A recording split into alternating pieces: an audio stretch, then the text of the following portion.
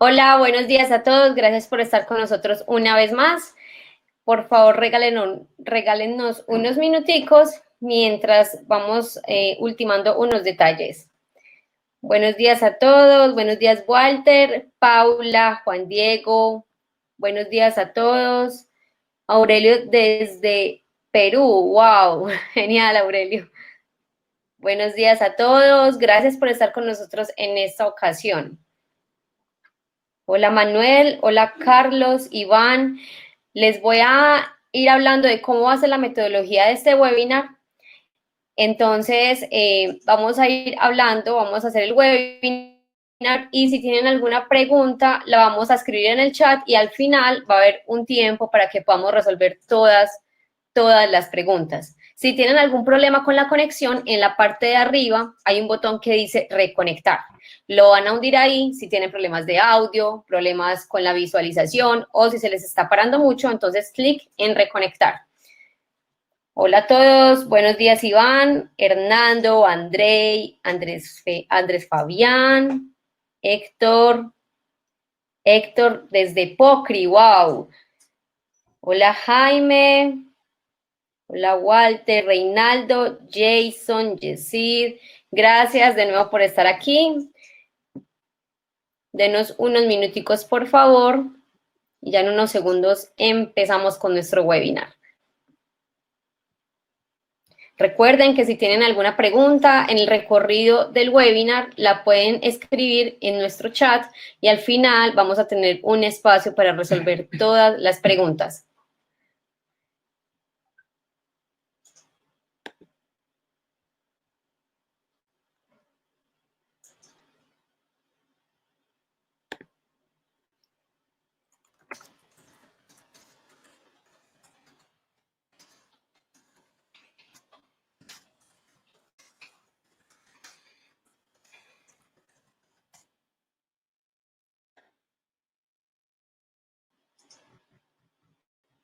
Hola Astrid, aún no te escuchamos. Unos minutos, compañeros, para que demos inicio al webinar.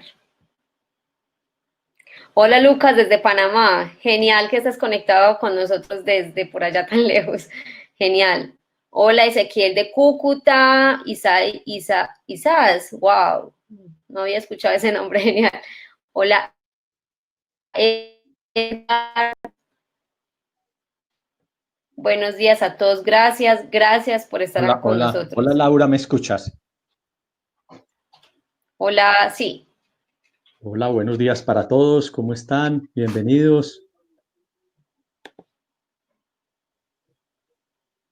Regálenos por favor unos segunditos más, disculpen la espera, pero sí necesitamos que todo esté perfecto para poderles brindar el mejor webinar para ustedes.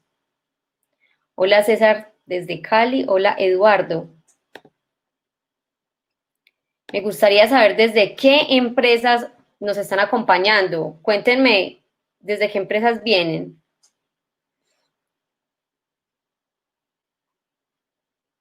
Hola Iván, en unos segundos vamos a empezar con el webinar. Estamos ultimando algunos detalles para empezar. Hola Juan Carlos desde Cartagena, cuéntenme desde qué empresas nos están visitando. Gracias César por tu asistencia. Hola Johnny desde la Czech, genial. Quizás desde Termotasajero, genial. Wow, genial, genial. Qué chévere que hayan tanta variedad de empresas, me encanta esto. Genial, y también tenemos desde muchos países, me encanta esto, genial. Muy bien, en unos segundos empezamos. Genial.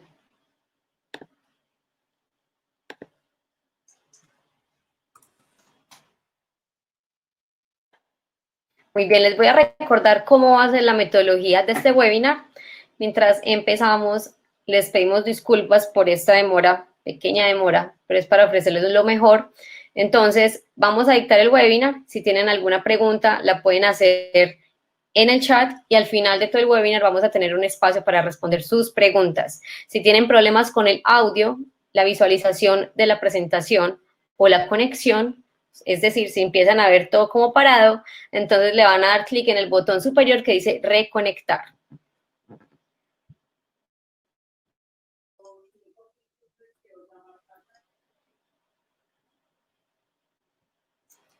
Hola Carlos, Mauro, Diego, Roger, Luis. Genial, desde Cali, Medellín, Bogotá, Ecuador, genial. Hola Luis, que estás en Ecuador, genial. Cartagena, Ocaña, wow. Mucha gente de muchas partes. Hola Paula. Paula, te cuento que la charla la vamos a enviar, listo. Y también se va a montar en el sitio web en cuanto termine. También les vamos a compartir la presentación, ¿vale? Para que la tengan en su stock de presentaciones. Hola, Víctor, muy buenos días. Neider, buenos días y bendiciones también para ti. Hola, María Jimena desde Villavicencio. Aristides desde Panamá, Miguel desde Cartagena, Héctor desde Perú. Wow. Hola, Héctor. Nos habla desde Panamá.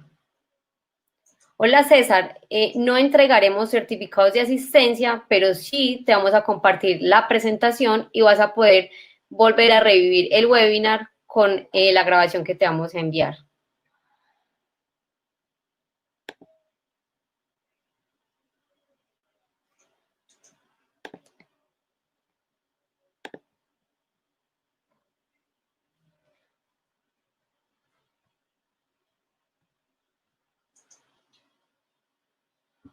Hola Héctor, este es el webinar que vamos a realizar. Nelson, no es el primer webinar de CIDIET.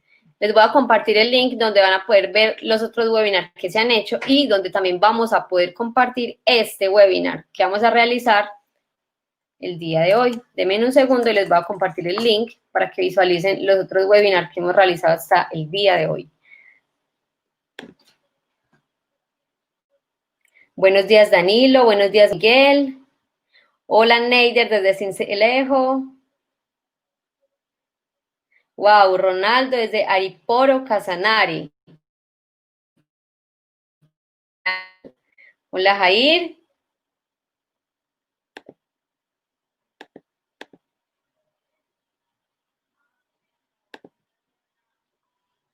Buenos días, Ronald. Buenos días, Jair.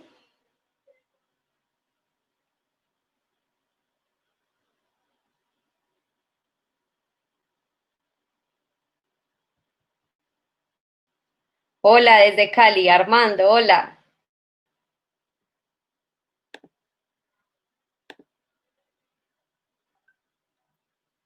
Bueno, les voy a compartir el link donde van a poder revivir los webinars que hemos hecho. Los van a poder ver en el siguiente link que les mandé. Buenos días desde México. Hola, Pedro, desde México. Astrid, hola desde Bucaramanga. Wow. Desde Guayaquil nos saluda Miguel.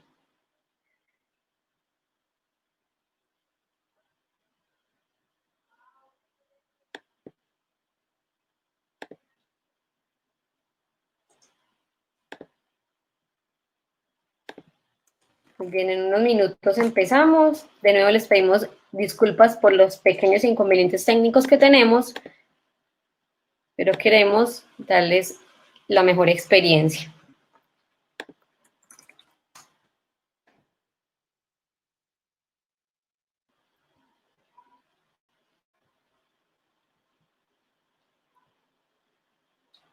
Buenos días, Natalie. Eustacio. Segundo, Robinson. Ángel. José. Franklin. Julián. Hola, Gabriel. No tiene error de conexión. Solamente que tenemos unos pequeños problemas técnicos, pero en unos segundos ya vamos a empezar. Que comprar manos libres el domingo. El webinar del día de hoy. Hola Astrid, ya te estamos escuchando, genial. Bueno, gracias.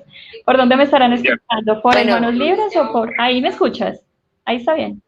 sí, te estamos escuchando muy Súper, bien. ya. Gracias. Listo, bueno, entonces vamos a dar entonces la bienvenida a Astrid. Astrid, si quieres vas activando tu cámara. Hola. Eso, para que todos ¿Cómo están? te vayan conociendo. Ella va a ser nuestra especialista del día de hoy, la que va a estar con nosotros en el webinar. Entonces, por última vez les voy a recordar cómo va a ser la técnica de este webinar para que todo tenga pues en orden. Entonces, Astrid va a explicar toda su presentación y si tienen alguna pregunta, entonces la pueden hacer en el chat y al final de toda la explicación vamos a estar resolviendo todas las dudas que ustedes tengan. Si tienen algún problema con la conexión, visualización, audio en el webinar, entonces en la parte superior hay un botón que dice reconectar. Le van a dar clic ahí para que se refresque la pantalla, la presentación y todo vuelva a estar mejor. Entonces, ¿qué tal si empezamos con nuestro webinar de hoy? Bienvenida Astrid y entonces Hola, Laura. empecemos. Sí, Laura, dime. ¿me escuchas? Sí, ¿Me claro que sí, te escuchan? ¿Me estamos escuchan escuchando. ahí? Sí, claro que sí. Muy buenos días para todos. Les habla Santiago Tavares, yo soy el director de los laboratorios de CIDED. Nos disculpan ahí este pequeño inconveniente, pero ya estamos listos, ya vamos a empezar. Quiero darles un saludito por aquí a todos que nos escuchan desde diferentes ciudades de Colombia, de Panamá, de Ecuador, de Costa Rica, de Perú, en fin, muchos conocidos, otros no tan conocidos. Bienvenidos todos. Quiero compartirles hoy que vamos a conversar con ustedes de la importancia del aceite dieléctrico para el diagnóstico y la condición y la gestión de la vida útil de los transformadores, que es un tema que venimos manejando desde CIDED en los laboratorios de CIDED y agradecerle de paso a Prodelca, en cabeza de Gabriel Jaime Correa, que nos ha apoyado para fundir este webinar allá en Panamá y con quien llevamos trabajando unos 3 años en estos temas desde Panamá, apoyando a algunos de ustedes, algunas de las empresas que están conectadas acá. Tenemos una variedad muy importante de empresas y mucha asistencia. A todos, muchas gracias por la acogida y que aprendamos un poco del tema. Adelante, Astrid. Bienvenidos nuevamente. Muchas gracias. Buenos días a todos. Muchas gracias por esperar. Nuevamente, unas excusas por las demoras y todo esto, parte de los que son teletrabajo, todo el tema remoto, todavía estamos en esa gestión y aprendiendo. Mi nombre es Astrid Álvarez, soy la coordinadora del Laboratorio Químico de CIDED desde hace ya 7 años y medio aproximadamente. Soy ingeniera de materiales y tecnóloga química de la Universidad de Antioquia y soy especialista en gerencia de la Universidad Pontificia Bolivariana. El objetivo de la charla es que todos quedemos concientizados, socializados, interiorizados de la importancia del aceite dieléctrico, el papel trascendental que cumple, no solamente las funciones ya conocidas por todos, por muchos de ustedes, sino también una función clave que es un aliado durante todo el tema de gestión de activos, durante todo su ciclo de vida. Entonces, voy a compartirles la presentación. No es más para entrar en materia.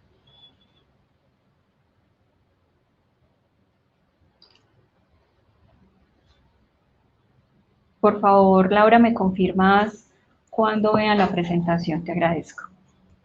Ok, regálame unos segundos, por favor.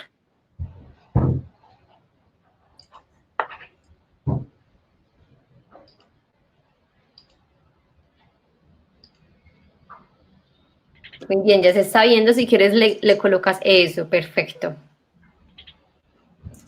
Bueno, entonces nuestra charla va a iniciar con un pequeño contexto de lo que es la condición, de lo que es la salud. Yo sé que en estos momentos la salud está en boca de todos, es un tema que por obvias razones es parte de la temática mundial y me parece muy al lugar aprovechar esta contingencia actual para hacer esa comparación y empezar de dónde la salud y que nuestros transformadores, los transformadores de potencia, también tienen unas calidades, unas condiciones que son equiparables o comparables con la salud de nosotros. Disculpa, Astrid, ¿puedes colocar la presentación que se vea full pantalla?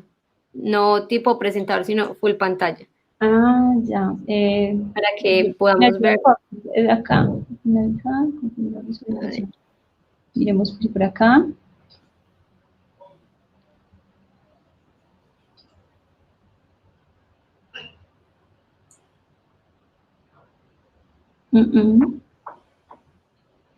Ay, me excuso. Dale donde dice configuración de visualización. ¿Dónde? Aquí. Dale Sí. ahí, eso. Acá. Ahí, dale ahí, eso, perfecto. Muchas gracias. Bueno, ahí se está viendo como muy grande. Dale otra vez. Eso, modo presentación, Astrid, por fin. Yo creo que cogí este. Dame un momentico. Listo, dale ahí como si fueras a hacer la presentación.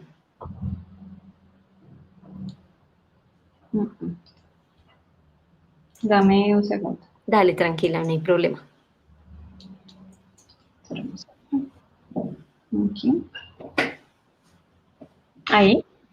Dale para que eso, y ahora necesitamos que sea. Bueno, es que se sigue viendo como presentación. Ahí. Dale ahí en duplicar. Eso, ahora sí está súper. ¿Sí? Ah, bueno, listo. Perfecto. Entonces. Gracias. No, gracias a ti. Bueno, entonces vamos a hablar de nuestro contenido. Vamos a hablar de esa contextualización, vamos a hablar un poco de los materiales aislantes, de los procedimientos de muestreo, de la importancia de un buen procedimiento de muestreo, de los análisis químicos de materiales aislantes, de todo su ciclo de vida, y vamos a hacer una introducción porque el diagnóstico de un transformador es un proceso complejo, pero vamos a dejar unas pautas básicas para que tengan una idea de cuál es el proceso a seguir durante todo el tema del diagnóstico. Y vamos a hablar de unos ensayos especializados cuando el transformador está teniendo unas situaciones especiales, qué pruebas realizar para poder determinar si hay alguna situación que atender o no. Bueno, entonces vamos, como les decía, a hacer un símil. Vamos a imaginarnos qué tienen en común la salud humana y la salud de un activo. ¿Qué podrán tener? Pues mucho más de la que nosotros pensamos. La salud de una persona cuando está en condiciones óptimas es bien, está sano, puede hacer cualquier tipo de actividades, nada lo limita, puede trabajar a un ritmo importante, no necesita un especialista, no necesita ir a un médico. Entonces, una persona sana no necesita médico o especialistas especiales cuando se encuentra gozando, cuando hace deporte, cuando está en forma, y básicamente puede pasar que una persona que normalmente estaba sana, que no tenía ningún tipo de dificultades médicas, de un momento para otro se enferma. ¿Y qué hace? Entonces, digamos que si esa condición fuera quizás un dolor de cabeza, una migraña, ¿ustedes creen que cuando vamos a donde el médico a mostrar que tenemos una migraña, una situación un dolor intenso en nuestra cabeza, creen ustedes que directamente nos pasan a sala de cirugía con el neurocirujano? ¿Cierto que no? Y es precisamente porque antes de hacer una intervención, un procedimiento mayor, cualquier tipo de tratamiento, siempre un paciente debe pasar por un proceso de diagnosis para determinar, listo, sabemos que tiene un dolor, sabemos que ese es el efecto, pero debemos identificar cuáles son las causas de ese dolor antes de realizar cualquier tratamiento. Tal vez la persona tiene una migraña severa o fuerte porque se demandó mucho, trabajó mucho, se esforzó, se estresó, y lo más seguro es que el médico te dice, bájale al nivel, bájale la carga, bájale la intensidad del trabajo, lo que necesitas es descansar más y llegar a una condición normal, y no necesitas una intervención mayor como es una cirugía. En otros casos, cuando efectivamente se investiga, se hacen unas pruebas especializadas, efectivamente sí, necesitamos de pronto una cirugía, es una situación mayor, entonces ahí sí llamamos al neurocirujano y nos vamos para cirugía. Eso más o menos es lo que pasa con los transformadores. Los transformadores, cuando tienen una situación que normalmente se diagnostica en el aceite, como lo vamos a aprender, no es necesariamente porque el problema sea el transformador y vamos directamente a tratar el aceite del transformador porque ese es el problema. No. el aceite nos va a ayudar para saber tener más información y obtener información de dónde está, qué está pasando. Él nos va a decir el proceso, él va a decir que es un desgaste, él va a decir que puede ser un fenómeno térmico, va a decir que es un fenómeno eléctrico, y después de identificar dónde está la situación, sí se podrá hacer una intervención. O tal vez es porque precisamente trabajó en unos niveles de carga muy altos y precisamente al bajarlos vuelve a normalidad el equipo sin tener que hacer ningún tipo de intervención. Les voy a presentar, lo están viendo en estos momentos en la pantalla, es una curva que para muchos en ingeniería ya la conocemos, es la famosísima curva de la bañera. La curva de la bañera representa entonces un ciclo de vida del activo. ¿Qué pasa en la etapa infante? ¿Qué pasa en el envejecimiento? Esta curva es equiparable para todo tipo de equipo eléctrico, incluidos los celulares, los computadores, todo tipo de equipo. La diferencia estaría radicada en la ventana de años o de expectativa de vida. Es la única diferencia, pero la curva siempre será igual al principio y al final. Básicamente lo que dice esta curva, que es muy fácil de interpretar, es que la tasa de falla de los equipos eléctricos es normalmente más grande cuando está en su etapa infante. ¿Qué significa etapa infante? Sí, a los transformadores también le decimos infantes, cuando están en un periodo de tiempo desde que se aprobó la instalación, que es más o menos a los 3 meses, hasta los 2 a 6 años. Es una ventana grande, pero eso también lo define normalmente los contratos de las empresas cuando estimulan o definen un periodo de gracia para garantizar un mantenimiento o una operación óptima en los primeros años de instalación, después de la instalación. Después de que ya superó esa etapa, viene como tal la vida normal o la vida operativa del equipo, donde es posible, como nos pasa a nosotros también, volvamos a la salud, podamos tener algún tipo de situación, una novedad pequeña, no grande, no mayor, que son fallas aceptables, que son fallas tratables, controlables, de partes que pueden ser corregidas. Eso es lo que se espera en un equipo, en un transformador, entre los 2 y 6 años de vida y los 20 años, de los 20 a 25 años. Puede pasar y pueden haber excepciones, pero esos son otros casos. Y también tenemos entonces que se espera, y esta es una pregunta muy común que le hacen y que todavía hacen mucho a los expertos, es ¿cuántos años o para cuántos años se diseña un transformador? Y los diseños de los transformadores están definidos para que duren más o menos 20 a 25 años. Esa es la expectativa de vida por normas, pero uno va a decir, bueno, eso es muy poquito tiempo, incluso en un país como Colombia, la expectativa de vida de los transformadores todavía supera esos años. Sí, es posible. Otros expertos dirán, no, la expectativa de vida son 50 años, 40 años, ¿cierto? Pero más o menos en la ventana de tiempo en lo que se considera el envejecimiento está dado entre los 25 y los 30 años. Cuando nosotros... Disculpa. Sí, claro. Me piden el favor de que si puedes, porfa, darle clic abajo en el cuadrito que dice ocultar para que se pueda eso. Mil gracias. Ahí eso. Genial, gracias. Disculpen, todavía estamos aprendiendo de la tecnología. A mí este tipo de herramientas, bueno, a veces me atropello. Bueno, entonces les iba diciendo que después de superarse a los 30 años, ya estamos en el periodo, la ventana de tiempo del fin de vida. Extenderla es una ganancia productiva, porque ya a los 30 años le sacamos toda la vida productiva, logramos obtener el costo-beneficio de la inversión en el transformador. Sin embargo, extenderla multiplica las ganancias. Entonces, es obviamente un objetivo que siempre se tendrá en todo eso, y para esto es la gestión de activos, para extender y prolongar al máximo la vida del transformador, pero siempre identificando cuál será el fin de esa vida, porque no nos puede tomar por sorpresa que el equipo por envejecimiento, que es normal, como sucede en todos los equipos, como sucede en todos los materiales, por su desgaste natural, cierre su vida y nosotros no hayamos hecho un plan de reposición del activo y quedamos fuera de línea.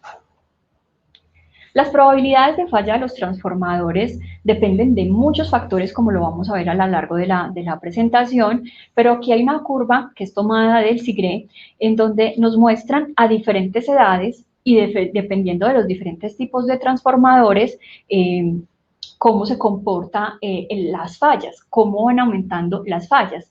En los transformadores de la industria tienen una mayor probabilidad de falla que un transformador, por ejemplo, de la red. En la parte de generación también está más o menos una probabilidad de falla importante y vemos cómo a partir de los 40 años las probabilidades son cada vez mayores.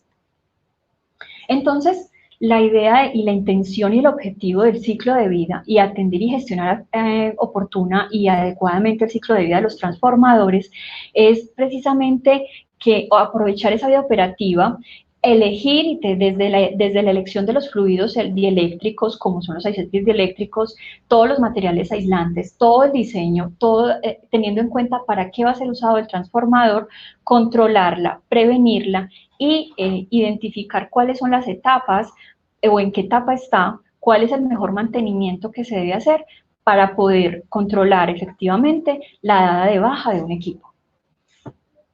Es por esto que los líderes de mantenimiento, los propietarios o responsables de los activos, deben responder y atender unas preguntas muy importantes en ese proceso. ¿Cuál es la edad de los activos? ¿Cómo se diseña el plan de mantenimiento de los equipos? Por el tiempo, normalmente dicen, todos los mantenimientos los vamos a hacer a 1 año, cada 2 años, cada 6 meses. ¿Cuánto es la frecuencia que debo hacer el mantenimiento? O mejor, diseñamos un plan de mantenimiento según la condición de mi parque de transformadores, clasificándolos y caracterizándolos de acuerdo a cuáles son los equipos más críticos, más envejecidos, o cuáles por alguna novedad o situación especial demandan un mayor mantenimiento y por ende una frecuencia de monitoreo mayor. Las pruebas que son realizadas son seleccionadas entonces de acuerdo a ese nivel de falla, a ese nivel de criticidad. ¿Cuál es el estado general del parque de mis transformadores? ¿Qué porcentaje del parque de mis transformadores está envejecido, está llegando al fin de su vida útil?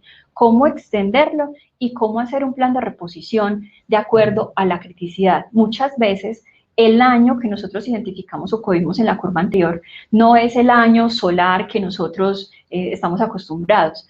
A veces, por la operación, el año de los transformadores es menor porque lo llevamos a forzar y esos años que teníamos de expectativa los redujimos al máximo. Y un equipo que, por ejemplo, tiene en teoría por placa 5 años de operación, resulta que ya están los 15 años de vida según el envejecimiento encontrado. ¿Conoce usted la condición física de sus equipos? Cada vez que hace un mantenimiento realiza una adecuada inspección visual. Es importantísimo, no se van a imaginar tantas cosas que se pueden tomar, tantas acciones que pueden prevenir y mitigar con solo hacer una inspección visual adecuada del activo. ¿Cuándo fue la última vez que realizó un diagnóstico confiable en sus equipos? Cuando usted recibe un informe de análisis de aceite dieléctrico, ¿lo recibe y lo guarda debajo de los papeles y lo archiva? ¿O realmente se hace una gestión adecuada de la información y se hace un diagnóstico de transformadores, ya sea por parte de la empresa o ya sea porque se busca o se contrata el servicio especializado? ¿Cuál es la vida remanente de mis equipos? ¿Cuál es el equipo que no por edad, sino por operación o por uso, está más envejecido y desgastado que los demás? Se tiene una adecuada gestión de la información histórica, se están tomando decisiones con base en el contexto, no solamente del último resultado que está en la fila, sino de todo el contexto eléctrico y todo el contexto químico que ha tenido ese transformador. ¿Cuáles son las fallas más comunes de los transformadores de mi parque de transformadores o para ese tipo de ciclo de vida? ¿Tiene definido su plan de contingencia en caso de que ocurra una falla? Y si no lo tiene, ¿cuánto está dispuesto o cuánto sería la inversión por una salida de energización? Esas son preguntas muy importantes, son complejas, muchas de ellas no son fáciles de contestar, pero tienen respuesta. Y para llegar a una respuesta, lo mejor es identificar y entender la problemática y también entender y darle el mejor uso y provecho a la información que se está tomando. Vamos a hablar de las influencias negativas que tiene un transformador. Un transformador se puede ver afectado de manera directa o indirecta con el tiempo o de manera puntual por estos 5 tipos de influencias. Las térmicas, el envejecimiento, las eléctricas, las protecciones y las mecánicas. ¿Cuáles son los tipos de influencias, por ejemplo, térmicas? Sobrecalentamiento, condiciones ambientales. No es lo mismo un transformador en Medellín, que tiene una humedad relativamente, una temperatura relativamente estable, somos la ciudad de la eterna primavera, que un equipo en Santander, en el Parque Chicamocha, por ejemplo, donde la temperatura es alta, en Valledupar, no es lo mismo. El envejecimiento, las condiciones eléctricas como rayos, sobretensiones, problemas en las protecciones o daños mecánicos por transporte o estrés por cortocircuitos. Pero uno de los factores en el tiempo que siempre se va a dar es el envejecimiento. Volvamos al ejemplo de la salud. Nadie puede evitar el paso del tiempo y el paso del tiempo deja en nuestra salud unos deterioros o unas situaciones que debemos atender. En los transformadores pasa exactamente igual. El paso del tiempo va a generar unos impactos que si no se controlan pueden ser mayores y generar una falla catastrófica en el equipo. La humedad, el oxígeno, la temperatura, los ácidos y la contaminación son factores que aceleran el envejecimiento del transformador. Por ende, esos aspectos deben ser controlados y mitigados al máximo para alargar lo más posible la vida del transformador y evitar la velocidad mayor del envejecimiento. Estamos viendo en la presentación una imagen que representa algunas de las fallas que se presentan en algunas de las partes del transformador. El transformador, como vemos, es una máquina muy compleja, es una máquina que se puede ver afectada, como vimos, por aspectos mecánicos, térmicos y eléctricos. Pero adicionalmente, una máquina que en sus partes puede generar unas fallas que pueden ser detectadas a través del aceite dieléctrico. Parece que es complejo, que es un sistema que es difícil tomar decisiones y tantas cosas pueden fallar, pero tranquilos, precisamente para eso tenemos un gran aliado y es el aceite dieléctrico. El aceite dieléctrico no nos va a decir exactamente el punto exacto de la falla, pero nos va a detectar oportunamente que hay una novedad en el equipo. Es por eso que vamos a hablar de los materiales aislantes. Los materiales aislantes son varios en el transformador. Van desde cerámicos, que están en los aisladores, el cartón, que es comprimido, el papel dieléctrico, los elastómeros y el aceite dieléctrico.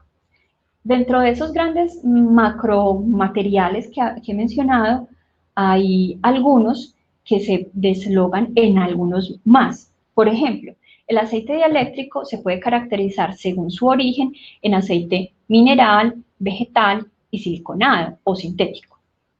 Nosotros, independientemente del tipo de aceite o el tipo de origen del aceite, vamos a hablar en general del aceite dieléctrico, de sus funciones principales, independientemente del origen, porque es un tema muy especial, muy apasionante, las diferentes clases de aceite y cómo a partir de las diferentes clases de aceite también se pueden tomar otras nuevas decisiones, pero vamos a enfocarnos específicamente en lo general del aceite dieléctrico. También son importantes los elastómeros y el papel dieléctrico. Estos tres elementos o materiales aislantes que queremos resaltar es porque ellos están de una u otra manera en contacto. Los elastómeros, por ejemplo, es uno de los materiales que poca importancia se le dan porque, bueno, ¿qué importancia puede tener? Dirán muchos, es simplemente un sellito para evitar una fuga. Pues no.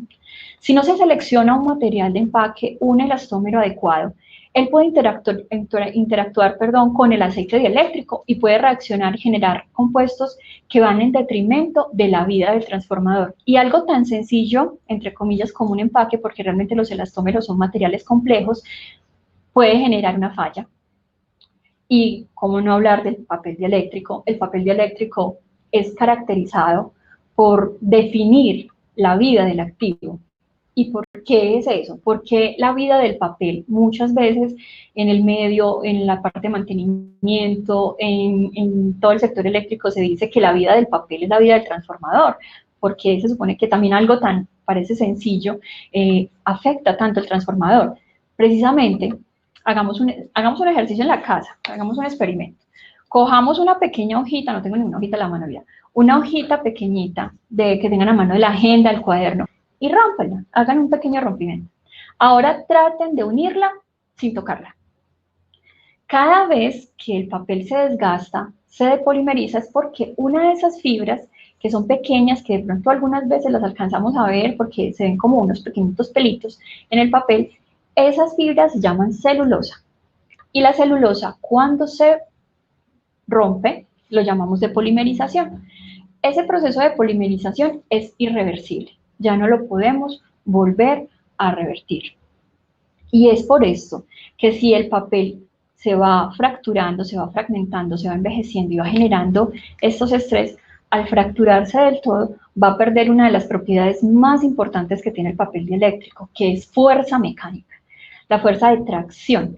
Y esa fuerza de tracción es importante en el papel porque el papel rodea esas bobinas que están en ese núcleo y mantienen unido lo que llamamos el corazón del transformador. Por eso es muy importante que ese papel se mantenga con fuerza para evitar que el equipo falle. Vamos a hablar del aceite dieléctrico, entonces, vamos a hacer especial énfasis porque de eso, este es nuestro tema de hoy, nuestro objetivo de hoy. ¿Cuáles son las funciones principales de ese aceite dieléctrico? Las funciones principales que normalmente los ingenieros de mantenimiento, los propietarios, conocemos es su principal, obviamente, si es dieléctrico, es ser aislante eléctrico. Esa es muy bien conocida por muchos. Otra que es muy conocida por todos es el tema del enfriamiento. ¿Por qué? Porque él mantiene un equilibrio térmico al interior del transformador. Aquí a la derecha tenemos una imagen de un transformador donde eso que se ve más amarillito son los puntos más calientes. Resulta que sí, el transformador normalmente por sus procesos de convección tiene unas fuerzas, unos movimientos donde el aceite más caliente se va hacia la parte superior. ¿Por qué? Porque cambia una de las propiedades que conocemos en el transformador, que es la densidad relativa. A mayor temperatura, la densidad relativa es menor, entonces el fluido por esa propiedad va ascendiendo. Y cuando se acerca a los sistemas de refrigeración, él se enfría, va aumentando la densidad y va bajando. Y es un movimiento fluido en el transformador, lo que garantiza que ese sea el comportamiento térmico del transformador, y vamos a encontrar que es normal en una termografía que el tercio superior del transformador sea más caliente. Por ende, esa parte en el papel, como lo vamos a mirar, va a tener una tendencia mayor a desgastarse. Si el papel ha de fallar, esos son los puntos. Y la protección, porque protege sus partes internas. ¿De qué? De la oxidación, de inclusive un tema de lubricación, que no es un aceite lubricante, pero también lubrica partes. Pero su función, una de sus funciones, de pronto a veces desconocidas, pero muy importante durante todo el ciclo de vida del activo, es que el aceite dieléctrico es el medio de diagnóstico. ¿Qué significa el ser el medio de diagnóstico? Que es el camino por el cual el transformador nos habla. Nos dice, tengo un problema, atiéndame, tengo una situación que debe ser atendida. ¿Por qué pasa eso? Porque todas las situaciones, esas que mencionamos anteriormente, eléctricas, mecánicas, térmicas, generan algún tipo de aspecto que cambia en el transformador, ya sea que genera una señal química o ya sea que cambia aspectos físicos o desgastes que generan una señal química o física que puede ser detectable, y de acuerdo a esa condición nos damos cuenta si la operación del equipo es normal para su ciclo de vida o si es anormal. Y con anormal no me refiero que siempre anormal es una falla, no necesariamente. Anormal puede ser que precisamente ese mes se subió la tensión del transformador de la carga porque hubo una producción muy alta. Eso pasa mucho en los transformadores de la industria. O teníamos la hidroeléctrica no estaba generando y empezó a generar. Y con ese arranque de empezar a generar en los transformadores, aumentan la carga, aumentaron las señales. Entonces, si tenemos un medio de comunicación con el transformador, porque como vimos, de pronto me va a devolver, esta me parece importante. Aquí tenemos una imagen, una vista abierta del transformador, pero el transformador, casi todas esas problemáticas, casi todas esas fallas son aparentemente invisibles al ojo humano.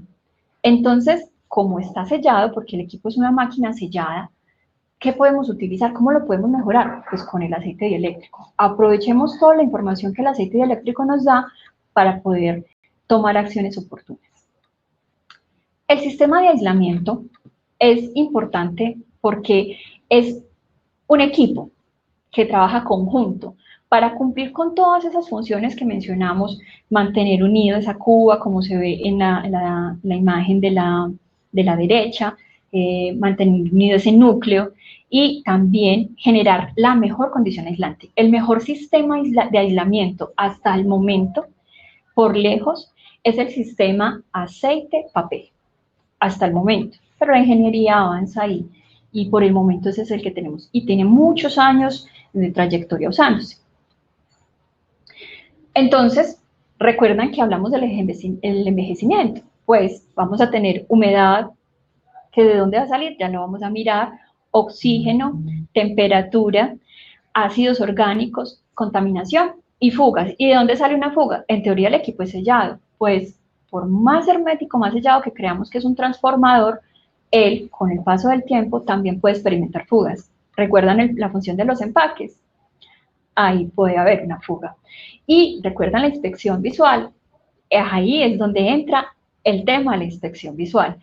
Si nosotros inspeccionamos visualmente, cada vez que realizamos el mantenimiento, o lo tenemos como checklist dentro de nuestros planes de mantenimiento, y con mantenimiento no siempre tiene que pensar uno en intervención, puede identificar goteos de aceite, por la válvula de muestreo, por los bujos, por diferentes partes del transformador. Por donde hay una fuga, por donde hay una salida de aceite, también hay una entrada de humedad. Y nos van a decir, bueno, pero a nosotros siempre nos han dicho que el agua y el aceite no se mezclan, que eso es una cosa que son enemigos número uno. Pues no. Químicamente ellos son afines, ellos tienen una cierta afinidad. Y esa afinidad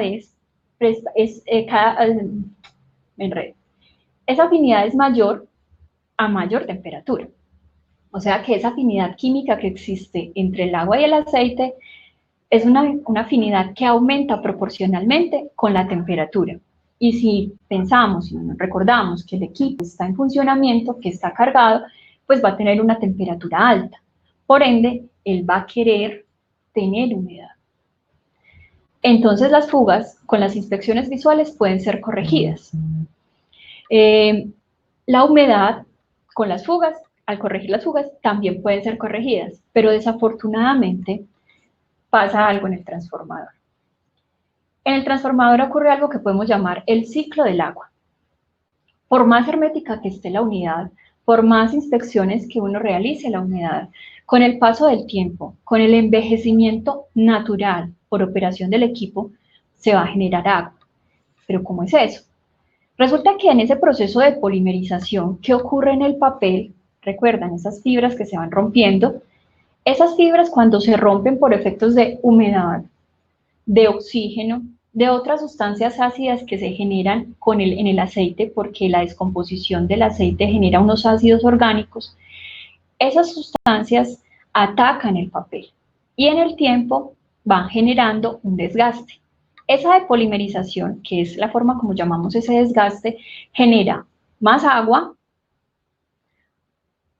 dióxido, monóxido, furanos, fibras que más adelante se van a convertir en lodos y metanol y etanol. Metanol y etanol, vamos a hablar más adelante de ellos. Son compuestos muy interesantes. Ya sabemos, para muchos no es nuevo hablarles de furanos. Furanos es una molécula que es importante en la vida del papel para precisamente determinarla por esta situación que presenta el transformador. Y el metanol y etanol es una sustancia que solo más o menos hasta hace 5 años, empresas como Doble, laboratorios en Brasil, en Italia, han empezado a investigar más. Entonces ha tomado mucho auge. porque son sustancias, moléculas realmente pequeñas y fácil de identificar. Cuando nosotros tenemos esa agua que genera ese desgaste del papel, esa depolimerización, pues ella regresa otra vez a atacar ese papel dieléctrico y por ende a generar más agua. Entonces, una pregunta es, ¿y de dónde le sale tanta agua a un transformador? Del papel. De ahí le sale el papel. El agua en el aceite dieléctrico normalmente está en concentraciones de lo que llamamos normalmente partes por millón, que hablando en el Sistema Internacional de Unidades realmente son miligramos sobre kilogramo, o sea, miligramos de agua por kilogramo de aceite. Pero en el papel las unidades no son miligramos sobre kilogramo. Las unidades de humedad en el papel están en términos de porcentaje. ¿Y cuál es el factor de conversión entre una unidad de partes por millón y una unidad de porcentaje? 10.000. Es decir, que por cada parte por millón que nosotros hemos caracterizado en el aceite, que contamos como 1, cuando decimos que el papel tiene 1% de humedad, estamos hablando de 10.000 partes por millón de agua en el papel. Y 1 es un transformador seco, relativamente. Eso es muy importante que lo tengamos en cuenta y que lo tengamos en cuenta también en esta siguiente consideración. A los extremos van a haber 2 termómetros. Esos 2 termómetros me van a ayudar a algo muy importante en el equipo. Resulta que no solamente se genera, hay un ciclo de generación, como ya lo expliqué, sino que también qué pasa con el agua que se genera. ¿Dónde está? ¿Está en el aceite o está en el papel? Pues resulta que si entendemos este concepto, vamos a saber dónde va a estar el agua. El agua, como les dije anteriormente, es muy afín con el aceite si está caliente. Cuando el aceite calienta, está en operación, está cargado y va aumentando la temperatura, toda la humedad que va teniendo el papel va migrando al aceite. Pero cuando el transformador se enfría, baja la carga o incluso es puesto como un backup, toda la humedad que tenía el aceite migra hacia el papel. Y ahora hagamos otro pequeño experimento en la casa. Cojamos un pequeño pedazo de papel y pongámoslo en un vaso con agua. Y después de un rato, regresemos. ¿Ustedes qué creen que le pasó a ese papel? Se deshizo, ¿verdad? Eso es lo que le pasa al papel, a cualquier tipo de papel, incluido este papel, si tiene una concentración de humedad alta. Las fibras se van a deshacer rápidamente. Por eso controlar la humedad es controlar la vida del papel. Y controlar la temperatura, claro. Vamos entonces ya entendiendo y ya comprendiendo un poco lo que es la importancia del aceite, cómo opera un transformador, cuáles son los tipos de falla, cómo podemos hablar de su salud. Vamos a hablar entonces ahora del procedimiento de toma de muestra, porque todo empieza acá. Para poder identificar en qué etapa del ciclo de vida está, en qué lugar de la bañera, de esta curva de la bañera está, vamos a tener que caracterizarlo. Pero la caracterización no empieza en el laboratorio. La caracterización empieza en el transformador, en la necesidad, en el requerimiento, en dónde está. Entonces, lo primero que debemos hablar es del procedimiento de toma de muestra. El procedimiento de toma de muestra, algunas personas de pronto no les dan la importancia que tiene. Siempre en la calidad de un resultado, el primer 50% que se debe de garantizar es la toma de la muestra. Una vez se garantiza que la toma de la muestra se hizo eficiente y eficazmente, podemos proceder al laboratorio a hacer los análisis. La toma de la muestra también no solamente es ir y drenar un aceite, hacer unas purgas, después ahí sí tomar la muestra, empacarla, embalarla y se fue. No. La toma de la muestra debe hacerse por personal idóneo, que garantice unas condiciones en sitio, que tenga la competencia y la idoneidad para hacerlo. Se debe hacer bajo unos protocolos. Una máquina, el transformador hay que tenerle respeto, hay que tener unos protocolos de seguridad porque el transformador, la toma de la muestra se realiza con el transformador energizado, estamos hablando de los transformadores de potencia, con el transformador energizado, por ende también debe tener ser un personal idóneo y capacitado para los riesgos a los que va a estar expuesto. Adicionalmente, debe garantizar que la muestra sea representativa del volumen. Los análisis que vamos a realizar en el laboratorio son propiedades intensivas. Nosotros no necesitamos tener 5 litros, 20 litros, los 10.000 litros o 20.000 litros que tiene el transformador para caracterizarlos. No, con una sola muestra, dependiendo de la cantidad de ella que necesitemos para realizar el ensayo, sería suficiente. Pero sí es muy importante que, independientemente del tamaño que se deba de tomar, esta muestra se garantice la representatividad. Y para poderla garantizar, debemos seguir los protocolos que dice la norma CES. Adicionalmente, se debe garantizar desde sitio que no lleva agentes contaminantes como partículas, agua libre. ¿Por qué? Porque muchas veces no necesariamente esas partículas o esa agua libre fueron del transformador, sino es esa contaminación que está en la primera parte de la válvula de muestreo. Por eso debe realizarse por personal idóneo. Pero si pese a que se sigue el procedimiento de muestreo, se encuentra que sigue saliendo o que la muestra sigue conteniendo agua libre visualmente vista y partículas, ya si eso es parte del transformador, es parte de la muestra y debe ser analizada. Durante la toma de la muestra, adicionalmente, se mira la condición y hace una inspección visual de la muestra como tal. Se inspecciona si la sílica gel, que nos ayuda a evitar la humedad en el transformador, está saturada, si está en malas condiciones, porque si la sílica gel está en mal estado, no hay ningún tipo de protección del equipo de la humedad, del medio, del entorno. El estado de las fugas, por ejemplo, aquí vemos que se ven unas fugas, ya lo que dijimos, por donde hay una fuga de aceite, hay una entrada de agua. Maleza, la maleza, ¿por qué también es importante encontrarla? Porque, bueno, esta maleza, por ejemplo, está en la parte superior, pero también hay árboles, follaje en la parte superior, y si esa parte superior están los aisladores, están todos los cables, el sistema de cableado, pues va a haber un contacto y va a haber un problema por contacto con el transformador. Entonces, hay que hacer las inspecciones necesarias para que todo lo que esté alrededor del transformador o que tenga el transformador que se pueda corregir, porque estas situaciones, estas 13 situaciones que estamos presentando como ejemplo se pueden corregir, ayudan a alargar la vida del transformador. Vamos entonces, una vez ya tomamos la muestra, a hablar de los análisis químicos de los materiales aislantes.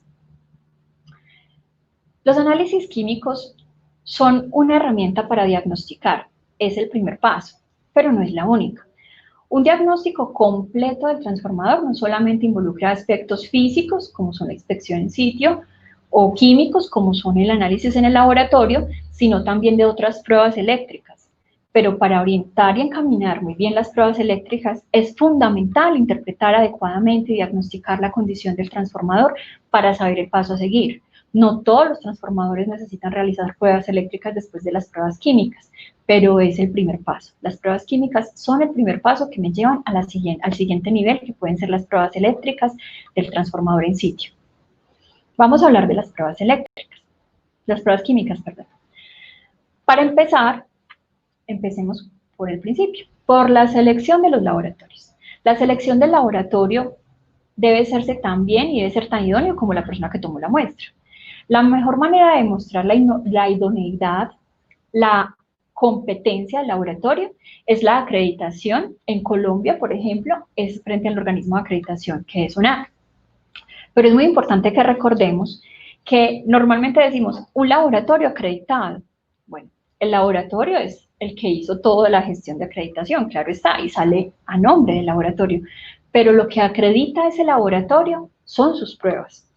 Eso se llama alcance de la acreditación. El alcance de la acreditación es que mi laboratorio puede tener, puede poder realizar 20 pruebas, pero de las 20 pruebas, solo 5 son acreditadas. No se puede decir que las otras 15 no se hacen también con igual calidad, o de buena manera, o de una buena manera. Claro que sí, no hay manera de decirlo, tendría que demostrarse que no es así. Pero la mejor manera sí de demostrarse que hay una competencia evaluada por uno tercero que es idóneo para hacer esa evaluación es la acreditación. Entonces, no es lo mismo tener estas 5 pruebas que las 20 acreditadas. Es importante entonces que el laboratorio que realiza las pruebas, por lo menos las pruebas que se van a realizar, las tenga acreditadas para garantizar que esas pruebas que se van a sondear, que se van a monitorear, que me van a generar la información con la cual se van a tomar decisiones, fueron realizadas por un laboratorio competente para esos ensayos. Y ahora otra cosa muy importante. Ya tengo la prueba acreditada, ya sé que ese ensayo está acreditado, pero ese ensayo se realiza en una ventana que muchas veces es cuantitativa. Esa ventana está definida por unos límites, un límite de cuantificación y un límite o rango máximo de trabajo, límite máximo de cuantificación. El primer frasquito que vemos ahí al lado derecho es un límite de detecciones, el ruido.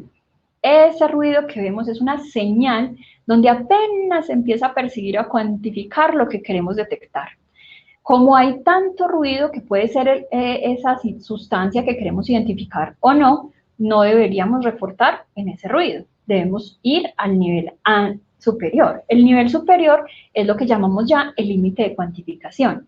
El límite de cuantificación es la cantidad mínima que el laboratorio puede detectar y cuantificar con un 95% de confianza.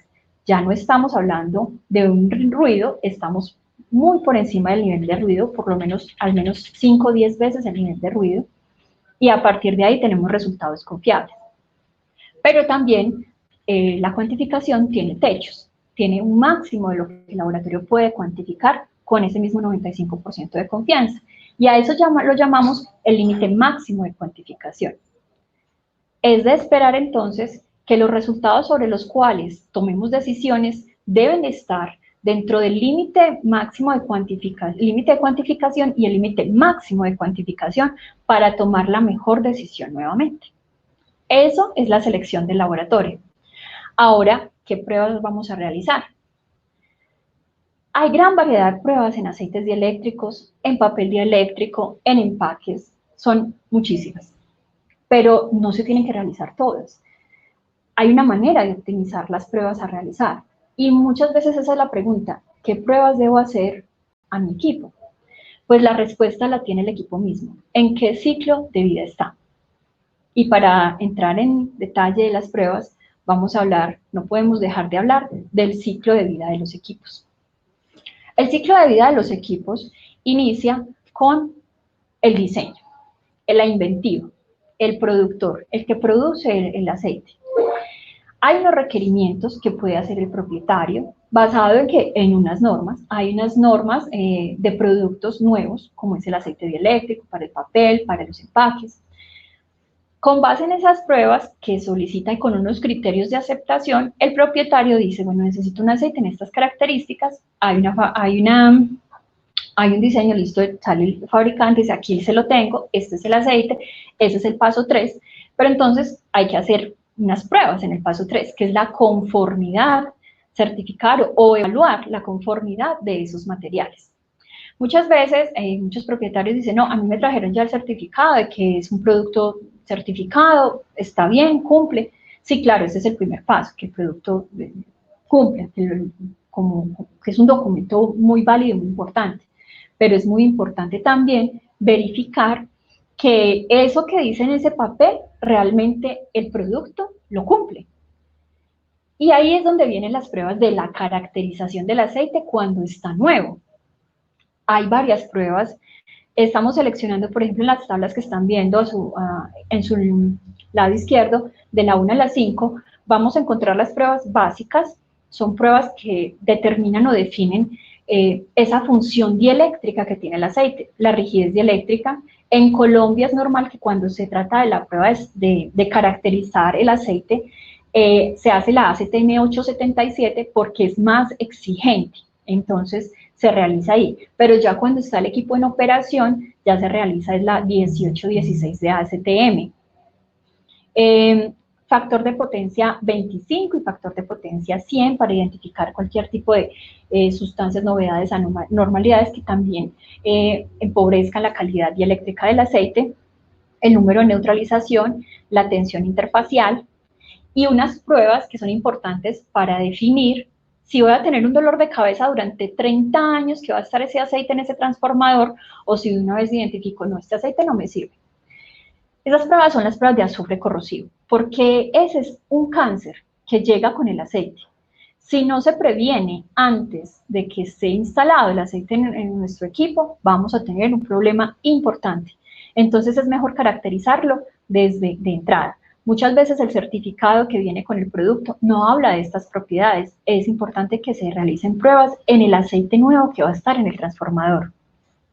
Las pruebas que siguen a continuación de la 9 a la 14 hablan de las propiedades que nos sirven para el diseño, las propiedades físicas. Realmente el color no le dice mucho al transformador, no le aporta, pero a nadie le gusta un aceite feo, como negro, oscuro, marrón, no les gusta.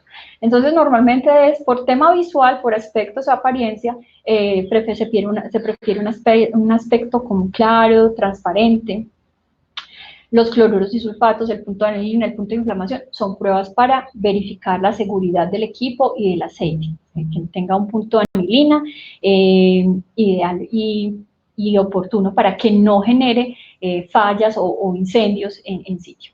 La prueba 15 es una prueba importante, porque si bien el PCB es un excelente dieléctrico, solo hay un mejor aceite, mejor dieléctrico que el aceite mineral, y es el PCB. El PCB es el mejor aceite, el mejor dieléctrico que existe. Desafortunadamente el PCB es una sustancia muy, muy tóxica para el ambiente, pero sobre todo para la salud de las personas. Entonces hay un protocolo internacional para eliminarlo.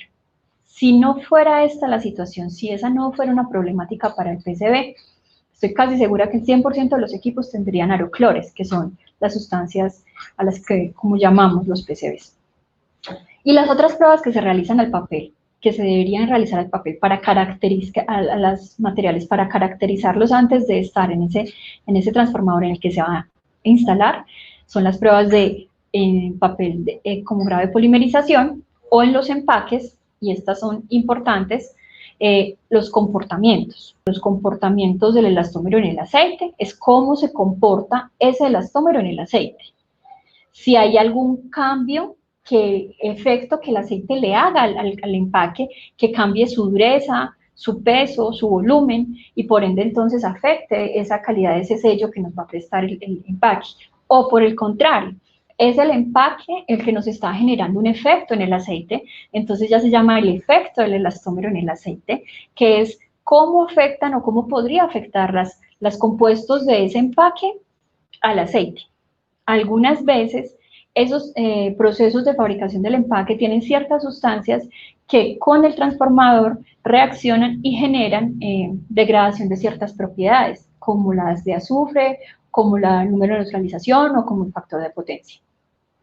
Vamos a ver dos pruebas que están en esta tabla también, que es la prueba de FTIR, que nosotros conocemos como la prueba de infrarrojo.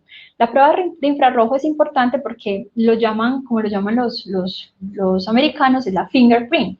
Es una prueba de casi ADN del material. Y eso es para garantizar que ese lote que nosotros aprobamos es el mismo lote que vamos a instalar. Es una señal gráfica que, superponiéndola, deberían ser iguales.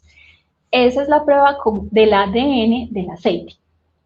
No importa que sea aceite mineral y que de pronto me lo cambien por otro aceite mineral, no. Dentro de los aceites minerales, el proceso de generación, el proceso de refinamiento, genera unos fingerprints diferentes. Y cada lote genera una huella digital, una huella diferente, que puede ser comparada, y con eso se puede identificar si el aceite fue cambiado. Muchas veces tampoco fue una mala intención del fabricante, no podemos partir de una mala fe. Pero muchas veces lo que pasa es que esos procesos productivos no pueden garantizar que la calidad de todos los lotes son similares, que en esos procesos de origen de las naftas hay unas variaciones y esas variaciones generan unas diferencias. Si la diferencia no afecta al funcionamiento del transformador, no habría ningún problema, pero si podría llegar a generar un impacto en la operación del equipo, es mejor tomar decisiones a tiempo.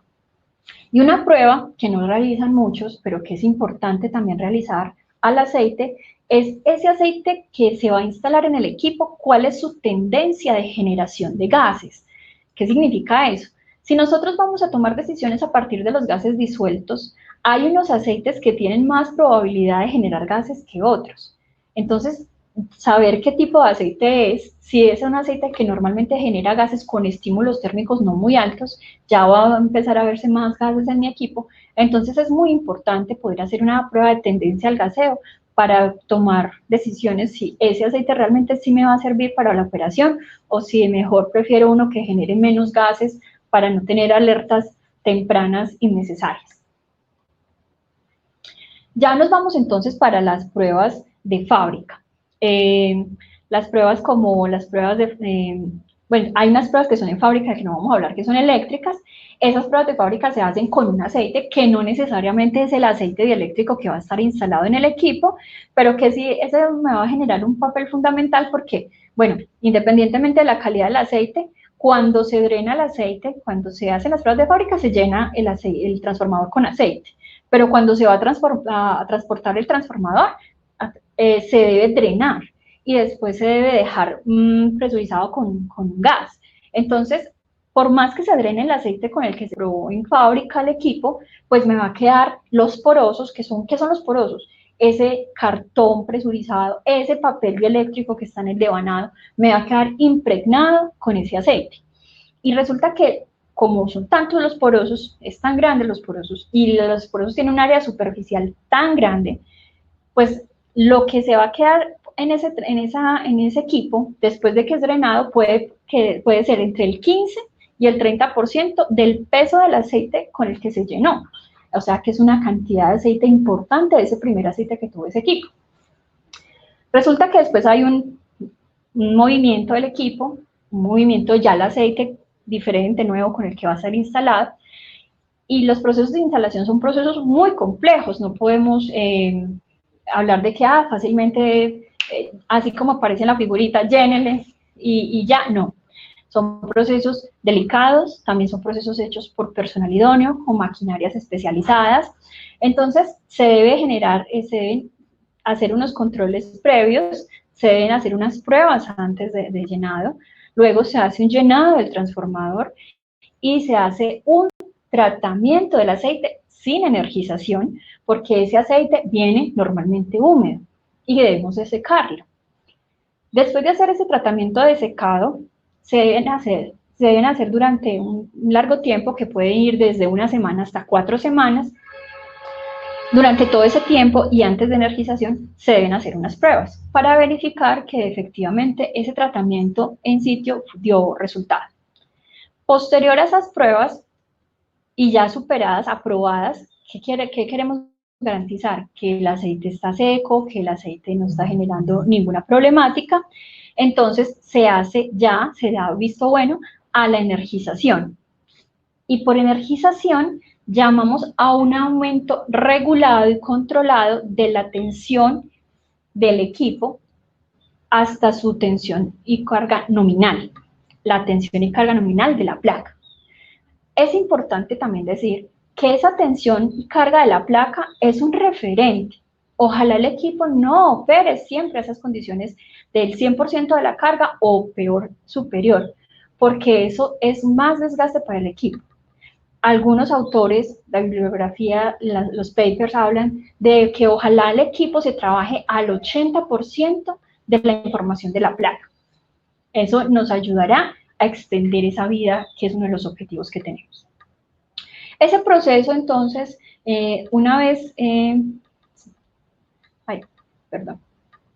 Las pruebas que se deben realizar, entonces, durante la instalación serían el contenido de humedad, las partículas, la rigidez dieléctrica, esta ya bajo la norma 1816 de ACTM, y los gases disueltos. Muchos no les gusta pues, tomar análisis de gases disueltos porque en teoría el equipo no ha sido energizado, y si no ha sido energizado, la energía y la temperatura es lo que genera los gases. Entonces, ¿para qué hacer gases disueltos? Pero sí es muy importante saber cuál es mi línea base, cuál es mi cero. Es muy importante saber de dónde empiezan los gases, desde dónde empiezan los gases en mi equipo. Y las partículas son importantes porque en ese proceso de mantenimiento Y esas impurezas que pueden estar quedando, inclusive hasta de fábrica, deben limpiar, se deben drenar. ¿Por qué? Porque las partículas son conductoras y generan unos valores en la rigidez dieléctrica pobre. Entonces, como que el equipo no está generando un buen aislante, pero mentira, son las partículas. También deben quedar listas dentro del tratamiento. Cuando los niveles de las partículas son controlados, porque siempre va a haber una que otra, pero muy controlados. Cuando la humedad es controlada y óptima, que todo eso también se hace bajo unas normas, cuando verifico que efectivamente los gases sí no deben de estar altos, pero que tienen un buen nivel, empiezan en un buen nivel mi equipo, podemos darle vía libre a la energización, al inicio del aumento de la tensión. Cuando se llega a la energización, el proceso de energización puede durar 90 días. Hay unas frecuencias de análisis durante este periodo. ¿Por qué? Porque recordemos que esta es nuestra imagen de la bañera. En esos primeros meses van a poder ocurrir unas fallas infantiles. Normalmente esos 90 días, que son 3 meses, son muy críticos porque pueden haber muchos factores que pueden afectar el equipo. Entonces se recomienda hacer un monitoreo a las 24 horas de la energización, a las 48 horas, a los 7 días, a los 15 días, a los 30 días y a los 90 días. Algunas empresas a veces también piden a los 6 meses para garantizar que el equipo está operando en óptimas condiciones. En esta etapa es muy normal que el aumento de los gases se dispare, claro, porque empezó a operar y a arrancar, claro que sí, pero después de esos 90 días se empieza a ver una concentración estable en los gases, una estabilización de los gases. Entonces ahí nos da una tranquilidad, incluso en algunas oportunidades se ven unas bajadas. Ahorita les voy a mostrar una curvita, que no necesariamente cuando hablamos de tendencia todo es ascendente, no, también vamos a ver unas estabilizaciones donde puede bajar y puede volver a subir. Vamos a hablar entonces de, ya una vez superados esos 3 meses que es la instalación, vamos entonces a la etapa de infancia.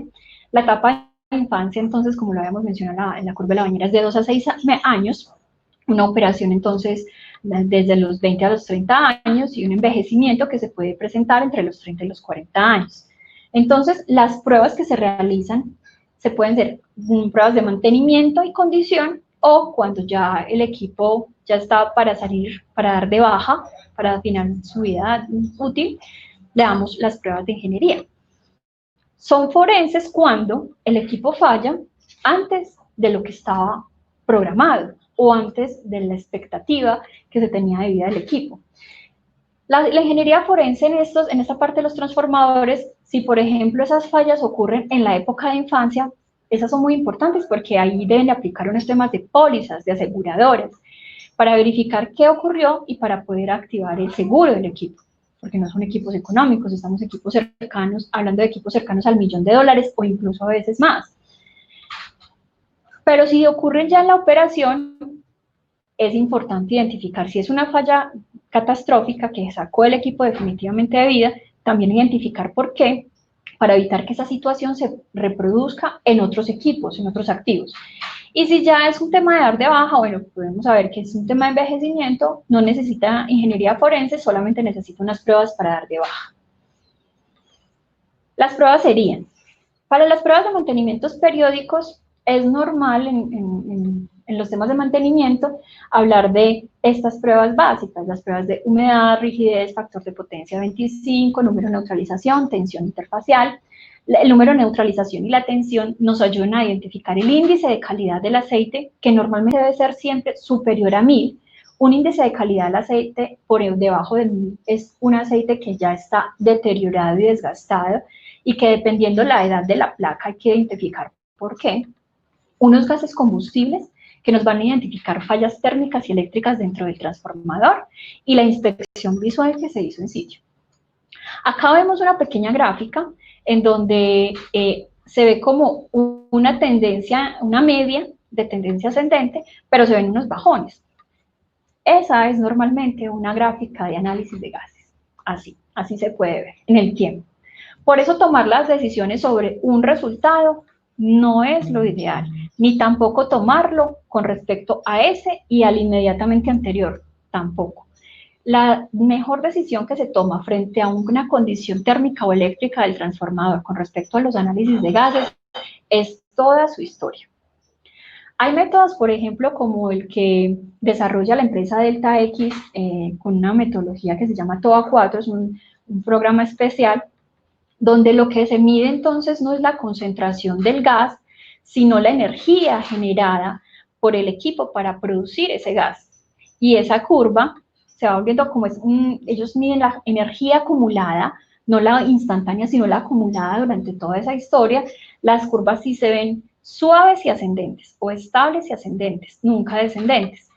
Y además combinan los gases que son derivados de la descomposición del aceite o combinan los gases que pueden ser procedentes del desgaste del papel, como vimos en las diapositivas pasadas, del dióxido y del monóxido. Es más fácil entonces tomar la decisión sobre una única curva para el aceite y una única curva para el papel que el ingeniero de mantenimiento tomarla para los 10 gases que se están generando y toda su historia. Es demasiada información que tomar y es una decisión importante que hacer.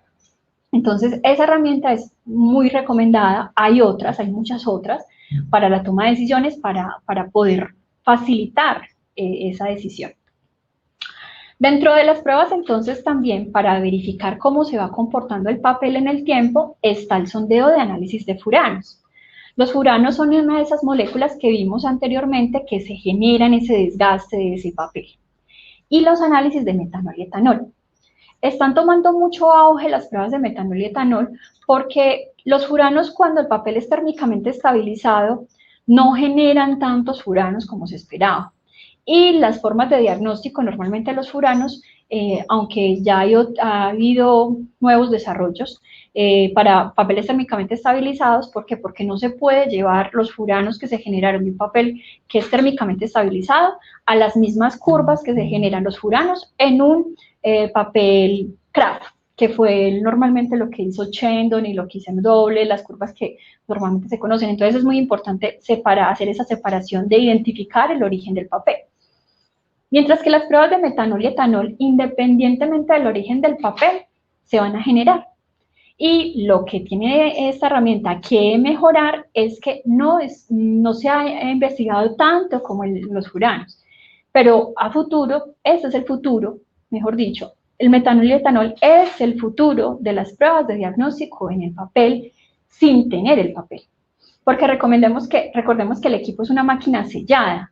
Casi que tomar el papel está inaccesible. No es que sea imposible, es muy difícil acceder al papel, por no decir imposible. Entonces, ahí es donde entra nuestro aliado, que es el aceite dieléctrico, que recoge esas sustancias de furanos y metanol y etanol, y que con la cuantificación en ese aceite, de manera indirecta, vamos a poder cuantificar la vida remanente en el equipo.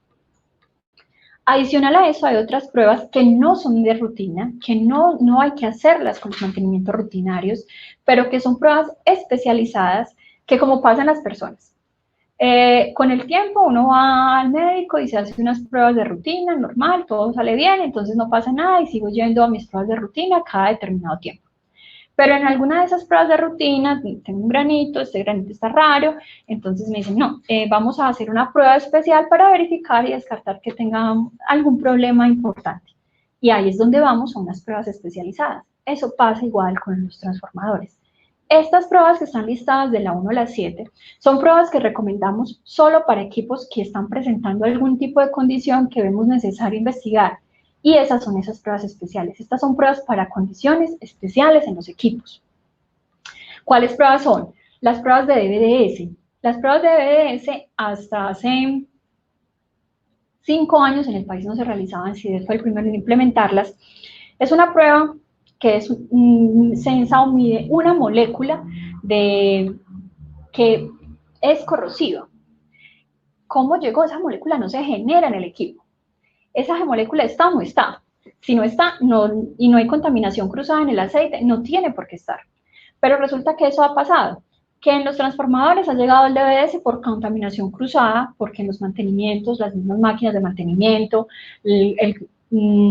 llenar aceites con otros aceites que venían de otros equipos, en fin, muchas fuentes de contaminación por malas prácticas en la gestión del equipo y el mantenimiento, llevan el DBDS a equipos que no tenían, o equipos que venían así, con ese aceite. Ese DBDS es una molécula que algún productor de aceite adicionó para mejorar unas pruebas de caracterización. En teoría, el DBDS no debería generar un problema para el equipo, porque es una molécula muy grande. Desafortunadamente, lo que no se consideró es que el DBDS tiene como catalizador la temperatura, y a los 100 grados de operación, o en una situación donde el aceite puede alcanzar 100 grados, una molécula que en principio es muy grande se parte, y al partirse empieza a reaccionar con esos puntos activos, con esas partes activas del transformador, y genera sulfuro de cobre y otras sustancias que en el tiempo, a la postre, pueden generar una falla por corrosión en el equipo. Entonces es importante sondearlo. Lo mismo pasa con el análisis de azufre corrosivo total. ¿Por qué el total es importante? Porque el DBDS no es la única sustancia derivada del azufre que genera corrosión. Hay que también informar que no todas las sustancias que tienen azufre son malas o perjudiciales para el equipo, no. Pero precisamente esta prueba solamente cuantifica, y es un número, es cuantificable, los azufres que generan problemas de corrosión, no los azufres que no generan corrosión en el equipo. Y eso es muy importante. En la prueba de SSD, que es una prueba cualitativa, el azufre corrosivo, de pronto está seleccionada para identificar en primera instancia si tenemos problemas de corrosión en el equipo. No, es una prueba importante para esto, pero es importante también decir que esta prueba puede llevar a resultados falsos negativos. ¿Por qué? Los falsos negativos porque si el aceite tiene inhibidores, como el BHT, o pasivadores como el Irgamet 39 o el BTA, vamos a tener un falso positivo, porque esas sustancias van a generar en la prueba el mismo efecto que generar en el equipo, y es proteger la lámina de cobre. Entonces vamos a decir que no tiene aceites corrosivos, pero es precisamente porque tiene sustancias que inhiben esa corrosión de esas sustancias. Pero también hay que tener en cuenta que cuando en los equipos baja la concentración, y es por eso que se debe sondear o medir, baja la concentración de los inhibidores y de los pasivadores, el equipo queda desprotegido de esas sustancias, y ahí es donde estas sustancias reaccionan con esos puntos activos, con esos conductores no protegidos del transformador. Los metales disueltos es una prueba también especializada, y uno dice, bueno, ¿cuándo le hacen unos metales disueltos a un transformador? ¿De dónde salen los metales disueltos? Hay muchos puntos de donde puede salir un metal disuelto, pero precisamente se generan es porque ya hubo un proceso corrosivo, o sea, ya es un resultado de un proceso avanzado de corrosión dentro del equipo, de corrosividad dentro del activo. Entonces ahí se ven cobres disueltos, hierro disuelto, ¿cierto? Pero no todos los equipos van a generar metales disueltos. Hay otro tipo de equipos a los que se les recomienda los metales disueltos, que son los equipos o los transformadores que tienen refrigeración forzada a través de bombas. Esas bombas son mecánicas, y de ahí, por las fricciones y demás que tiene este tipo de aparatos, puede llegar al aceite de esos metales y disolverse en el aceite. ¿Cómo afectan los metales al aceite o a la operación del equipo? Los metales son unos cationes que quedan flotando en todo ese universo que es el aceite, y van generando caminos conductores y aumentan la conducción, o disminuyen la rigidez, mejor dicho, del aceite dieléctrico. Esa es una de las razones porque muchas veces se puede encontrar que un aceite tiene muy buena humedad, que no tiene partículas, y sin embargo tiene una pobre rigidez. Entonces siempre se asocia con que la rigidez y la humedad son resultados que son inversamente proporcionales o aparentemente proporcionales, pero si siempre se espera, si tengo una muy buena humedad, voy a tener una muy buena rigidez, o sea, si tengo baja humedad dieléctrica, tengo una alta rigidez dieléctrica. Pero a veces pasa que tengo una muy baja humedad y tengo una muy baja rigidez, y una de las razones puede ser porque precisamente hay otras sustancias porque no solamente la humedad afecta la rigidez, sino también los metales. Bueno, Estas son las pruebas de ingeniería forense, pruebas de aislamiento, como pruebas en el aislamiento. Ya cuando un equipo falla, tengo el papel, ahora sí puedo sacar el papel y puedo hacer el grado de polimerización y ver en qué vida terminó y ver si fue que falló, la razón por la que falló fue precisamente por ese papel. Tenemos análisis ópticos del SEM, ese es para ver la parte superficial del papel, si tiene alguna sustancia corrosiva de sulfuros de metales superpuestos. Para dar de baja necesitamos volver a hacer la prueba de PCB por un tema de reglamento ambiental en el país, por lo menos en Colombia, y también hay en algunos países que también se debe cumplir la misma normatividad, y unos exámenes al aceite post-falla. Bueno, el diagnóstico de la condición integral del equipo es un proceso complejo. Vamos a hablar rápidamente, más o menos para que se entienda de qué se trata el tema del diagnóstico. Tenemos una clasificación que va de la 1 a la 5.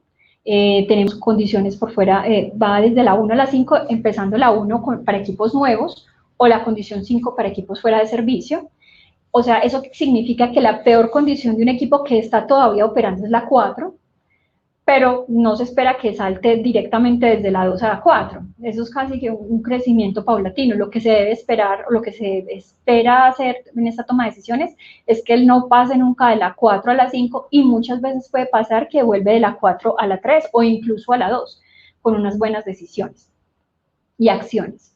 Para hacer un diagnóstico se debe tener en cuenta mucha información. La información de la cual se debe partir es de la información de cuándo se fabricó y cuándo entró en operación el equipo, de la información histórica que tienen los gases disueltos en ese aceite, o de la condición del aislamiento, de cómo está el papel en el tiempo. Hablando de los análisis de gases, ya sabemos que a partir de ciertas situaciones térmicas se generan unas señales de gases. En el caso de las eléctricas de alta energía se generan otras señales de gases, y identificando las concentraciones nos da la proporcionalidad de cómo se ha venido desarrollando esa falla, o en dónde está la falla, si es un problema térmico o es un problema eléctrico. Pero es importante aclarar que los análisis de gases nos pueden ayudar a ese diagnóstico, pero hay que tener en cuenta esa condición en el tiempo, esa velocidad de generación. Muchas veces el transformador tiene los gases hace mucho rato y no falló, no ha fallado. Y eso es porque son equipos que son robustos, que han podido trabajar bajo esas condiciones sin tener ningún problema. Pero hay que recordar también que dependiendo de esos niveles, esas concentraciones que aún permanecen en el aceite, aun cuando el equipo no siguió en falla, pueden generar otro tipo de fallas, porque esos gases son combustibles y pueden generar con otro tipo de situaciones una falla mayor. Este es un diagnóstico muy rápido para lo que es la corrosividad. Cuando necesitamos hacer un diagnóstico por corrosividad, esto es lo que hacemos pruebas cualitativas, hacemos pruebas de DVDS y podemos identificar si el equipo viene presentando una condición especial por falla. El DVDS es una buena prueba para mirar la corrosividad, porque si el DVDS va disminuyendo, él no va a aumentar porque no se genera dentro del equipo. Pero si el DVDS disminuye es porque esa molécula que les mencionaba se partió. Entonces no vamos a tener la grande, que es la que identificamos, y eso significa que se está partiendo en estas pequeñas que no estamos cuantificando, pero que restan concentración a ese DVDS inicial, y si baja la concentración es porque esa sustancia está activa dentro del equipo y lo está atacando. Si hay procesos de corrosión dentro del equipo, ese proceso es irreversible, no se puede revertir, se puede detener, pero no es reversible. Recordemos entonces el tema del aislamiento. Cuando tenemos unas causas como calor, humedad, oxígeno y productos de descomposición, me generan un rompimiento de las cadenas de celulosa y una pérdida de fuerza mecánica o de fuerza de tracción. Esta situación genera unas moléculas que son agua, que son furanos, que son dióxido y monóxido, metanol y etanol. Cuantificando los dióxido y monóxido, con el mismo análisis de gases, podemos tener un sondeo o una aproximación de que tal vez tengamos un desgaste, pero es importante saber también que el dióxido y monóxido no solamente son producto de la descomposición del papel, sino también producto de la descomposición y la oxidación del aceite. entonces puede jugar en doble vía y poder tomar decisiones de pronto que no están bien orientadas. Por ende, las mejores decisiones para hacer un análisis indirecto de la descomposición o el envejecimiento del papel son los furanos y el metanol y etanol.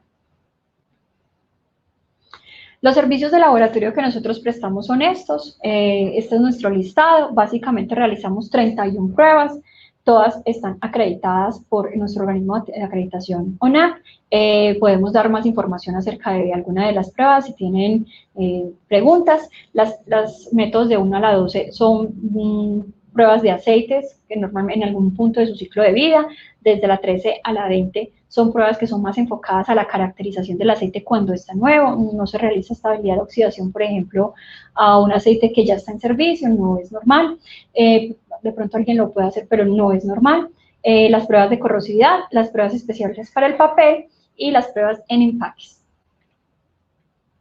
Cuando tenemos entonces ese diagnóstico, si el equipo está bien, en óptimas condiciones, no pasa nada. Pero sí, es de esos casos donde hay que hacer más ampliación de la información, ir más allá, entonces hacemos una evaluación de la criticidad del parque.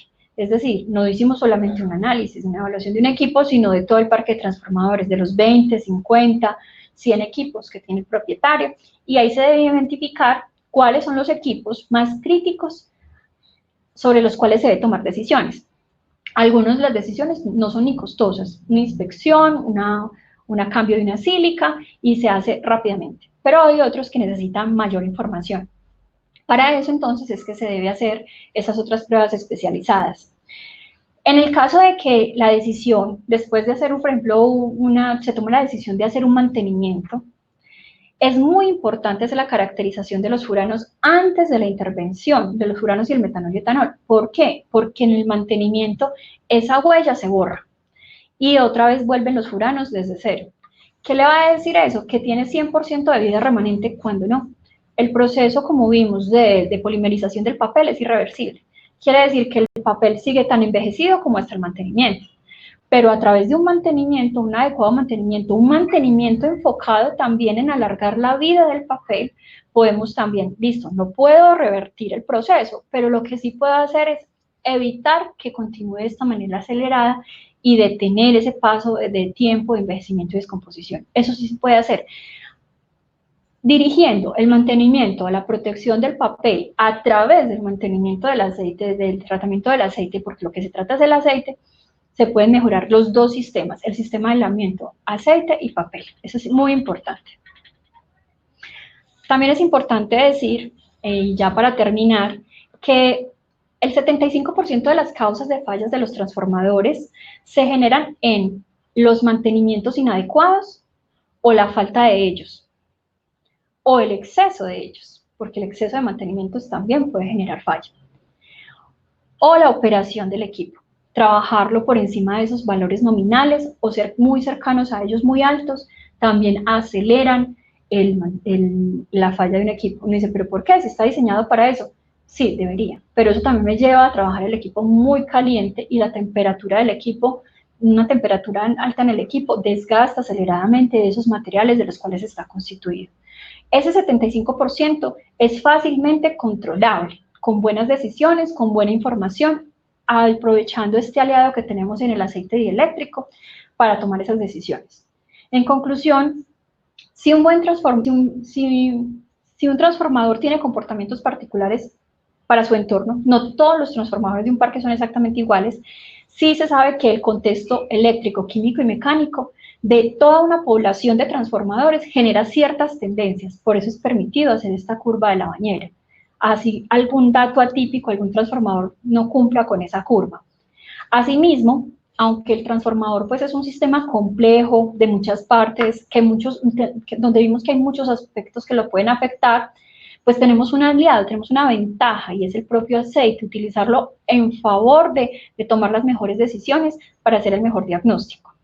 También es un medio que nos permite controlar y alargar el ciclo de vida del activo para que cuando se deban realizar los mantenimientos, cuando realmente esa sea la conclusión y nos llevemos a que hay que hacer un mantenimiento, ese mantenimiento no se enfoque solo a tratar lo que consideramos hasta ahora era un problema. El aceite no es el problema. El aceite falla como consecuencia de una situación en el equipo. Él simplemente lo recoge. Él como material se desgasta, claro, en operación, por la temperatura. Y si es un tratamiento por desgaste es muy fácil recuperarlo, a veces con la recuperación queda mucho mejor que nuevo. Pero si se trata de un aceite sin identificar la causa raíz que generó esa descomposición o esa molécula o esas sustancias en el aceite, simplemente va a volver a generarlas. Se habla mucho de que los aceites dieléctricos tienen memoria, eso no es del todo cierto. Los aceites dieléctricos no tienen memoria, simplemente si se trató el aceite, pero no se trató la causa raíz, él va a volver a generar los mismos gases porque es que la causa está ahí. Es como tomarse una pastilla para el dolor de cabeza, pero tengo el problema en mi cabeza. Entonces él simplemente me va a dejar bien un momento, pero en unas horas, en cuestión de horas, voy a volver a tener y a sufrir el mismo dolor porque la causa no es la situación, es simplemente el efecto. El mantenimiento más recomendado para los activos, entonces, no es seguir siempre que cada año, que estas son las pruebas, que como una regla, no. Si ya nos están diciendo nuestro parque de transformadores que tengo unos equipos operando bien, se le hacen unas pruebas de rutina para verificar que está bien, pero cada determinado tiempo o dependiendo de cómo se está comportando la vida de ese equipo, hay que hacer unos monitoreos especiales para ampliar la información sobre esos equipos que se están cuestionando, ya sea por tiempo o por situaciones particulares que son anómalas para su ciclo de vida. Ahí es donde nosotros entonces se debe diseñar, se recomienda diseñar un mantenimiento de acuerdo a la condición del parque y a la criticidad de esos activos para enfocar los recursos financieros en realmente los equipos que lo necesitan y dejar los otros con una frecuencia de mantenimiento normal, unas frecuencias y unos mantenimientos mínimos, pero unos análisis de mantenimiento mínimos, pero no necesita ser extensivo en todo el parque si no es necesario y si tengo mis activos operando adecuadamente. Les agradezco mucho, sé que estuvo muy largo y que se llevan acá bastante rato, bastante tiempo, espero haber aclarado muchas cosas y si no, pues bienvenidas las preguntas. Bueno, listo, genial, entonces vamos a empezar con el tiempo de las preguntas. Listo. Nos pregunta Carlos Molina, ¿se dispone de una normativa para tomar muestras o recomendaciones generales? Hay una normatividad que es la ACTM D923. Es la mejor, la más recomendada para tomar muestras. En Colombia hay, no sé de dónde es la persona que nos está preguntando, si es una persona de Colombia, en Colombia también hay una manera de certificar esas competencias para tomar la muestra y lo realiza el SENA. Es una certificación en competencias laborales. Ok, Astrid. Carlos nos habla desde Ecuador. Ok. Hola, Carlos. Ok, listo. Vamos a continuar. Vamos a continuar con otra de las preguntas. Listo. Aristides Castillo nos pregunta, ¿cómo sustituyen los PCB en el aceite dieléctrico? Bueno, el PCB no se sustituye, pues, o sea, ya hay que retirarlo. La normatividad dice que en Colombia en 2025 debe estar libre de PCBs. Entonces, realmente el PCB era un aditivo que mejoraba el aislamiento dieléctrico y era muy buen refrigerante también, pero ya no se usa desde 1973. Entonces, digamos que la manera de actuar, si tenemos una situación, si tienes una situación de PCBs en un activo, en tu transformador, pues tienes varias opciones. Si tienes una concentración por debajo de 500 miligramos sobre kilogramo, puedes hacer un tratamiento que se llama desalogenización.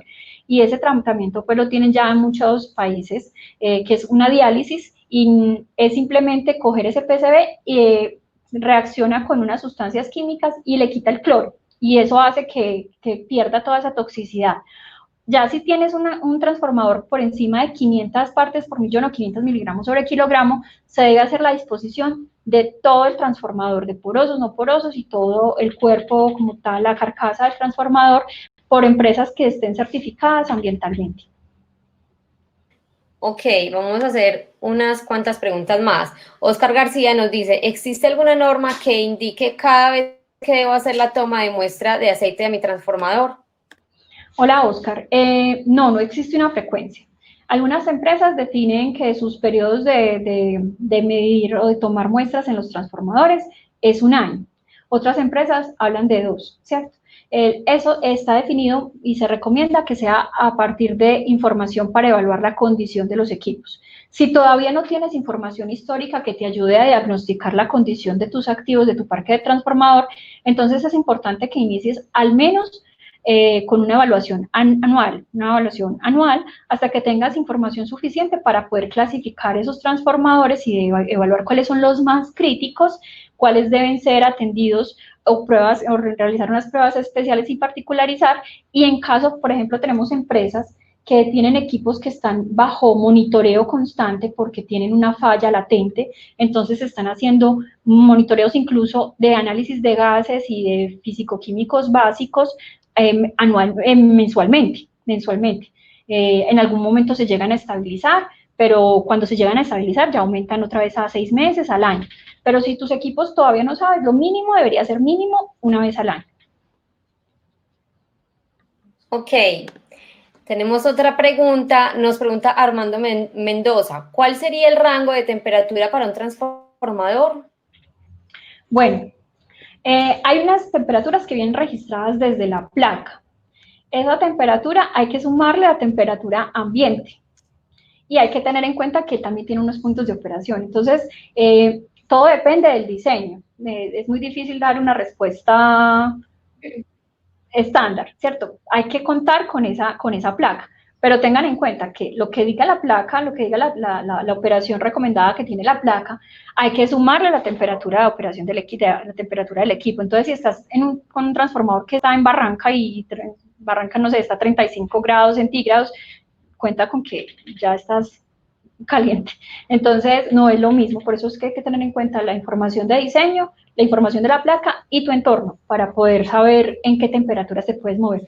Un transformador no debería exceder, o sea, no, cuando algunos diagnósticos de falla hablan que el equipo llegó a 700 grados centígrados, si no, 700 grados centígrados, ¿en qué momento? Esto si el aceite dieléctrico tiene un punto de inflamación, mineral tiene un punto de inflamación de 150 grados. Estamos hablando que esas temperaturas se alcanzan de manera instantánea. O sea, que llegaron a esa temperatura, pero fue un arco pequeño, llegó a esa temperatura y paró. Pero solamente tenerla ya me está generando esta cantidad de sustancias, estos gases, y no es permanente. Pero la idea es que la operación no sea muy alta, porque ya empiezo a desgastar el papel.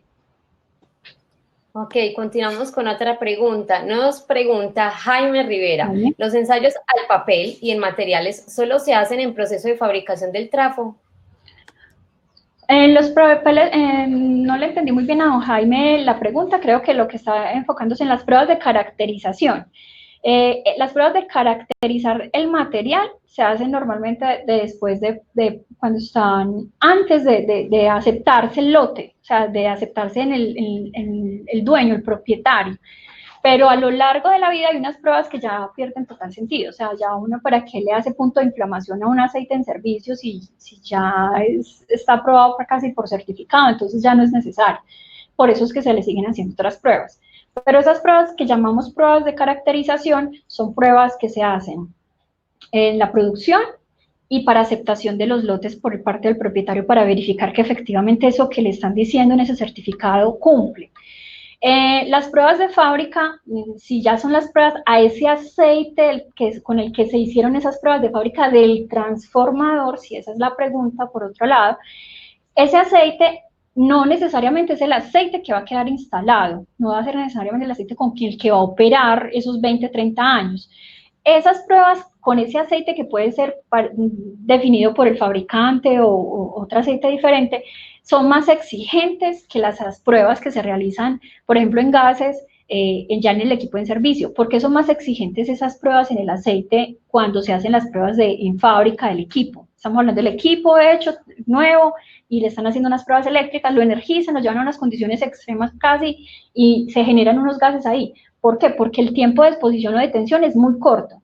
Entonces los niveles que se van a generar tampoco van a ser tantos, pero sí se van a generar. Entonces son más exigentes. Pero esos son para un aceite que no necesariamente, que casi siempre no es el aceite con el que va a trabajar el equipo. Ok, continuamos con otra pregunta.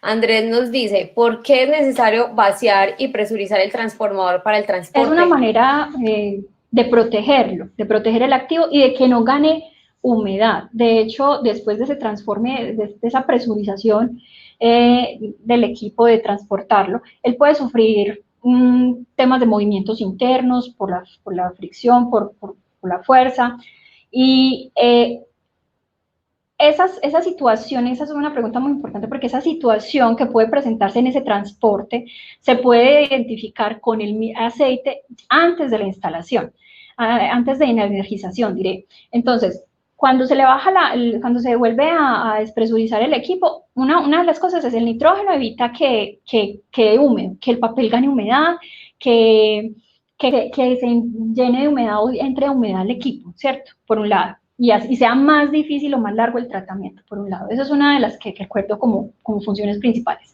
Pero la otra es que cuando llega al transformador también se le hace una prueba que se llama punto de rocío, y es precisamente para identificar qué tanta humedad ganó el transformador durante el transporte. Cuando se hace el llenado, cuando se hacen esas pruebas antes de la energización, el aceite también me está diciendo si durante el transporte esos movimientos me generaron de pronto alguna falla, si hubo un buen tratamiento, ¿cierto?, del aceite, y si el aceite también está bueno, ¿cierto? Entonces, él está cumpliendo tres objetivos antes de las pruebas antes de energización. Ok, continuamos con otra pregunta más. Vamos a hacer unas 3 preguntas más y las próximas ya les voy a decir de qué manera las vamos a poder responder. Bueno, Cristian Camilo nos pregunta de qué formas se puede impermeabilizar el papel con el objetivo de evitar su peligro. Es una pregunta que es muy en boca de los ingenieros de materiales y los desarrolladores de nuevos papeles. Mira, los primeros tipos de papeles que tenían los transformadores hace 40, 50 años fue el papel craft. El papel craft no tenía ningún tipo de tratamiento, ningún tipo de prevención y de protección contra la humedad. Con el paso del tiempo, hace 15 años, se empezó a hacer un tratamiento de secado, que es un tratamiento térmico para eliminar ciertas sustancias y aumentar la resistencia mecánica del papel. Después empezó a generar un papel que es diamantado, que también tiene unos recubrimientos, y también generan fuerza, dan fortaleza, aumentan fuerza mecánica y de tracción, pero hasta el momento no ha sido posible impermeabilizarlo del todo. Sigue necesitándose que sea celulosa porque el sistema de aislamiento debe trabajar junto. O sea, el papel debe quedar impregnado con ese aceite para que tenga mejor comportamiento dieléctrico. Y es el mejor dieléctrico que existe en fluidos hasta ahora. Entonces, si lo impermeabilizamos, tendríamos que generar un tipo de impermeabilización a los polares, que son los compuestos con agua, y dejarlo impermeabilizado a los no polares, que son los aceites. Entonces, eso es un desarrollo interesante que, como les digo, la ingeniería avanza y es una respuesta que seguramente dará la ingeniería de los nuevos materiales más adelante. Pero por el momento, no. Ok, genial. Seguimos con otra pregunta. Hugo nos dice, ¿cuánta vigencia deben tener las pruebas de energizarlo? Ay, qué pena, se entrecortó. Tranquila, voy a repetir. Hugo nos pregunta, ¿cuánta vigencia deben tener las pruebas al aceite antes de energizarlo? No debe pasar mucho tiempo. O sea, las pruebas de energización, antes de energización, deben realizarse en sitio. Inclusive muchas de ellas, las pruebas, por ejemplo, de rigidez dieléctrica, el número de neutralización, la tensión, muchas veces se hacen con equipos en sitio. Una pregunta que nos hacen mucho los laboratorios es, ¿por qué la rigidez dieléctrica en sitio es tan diferente a la rigidez dieléctrica del laboratorio?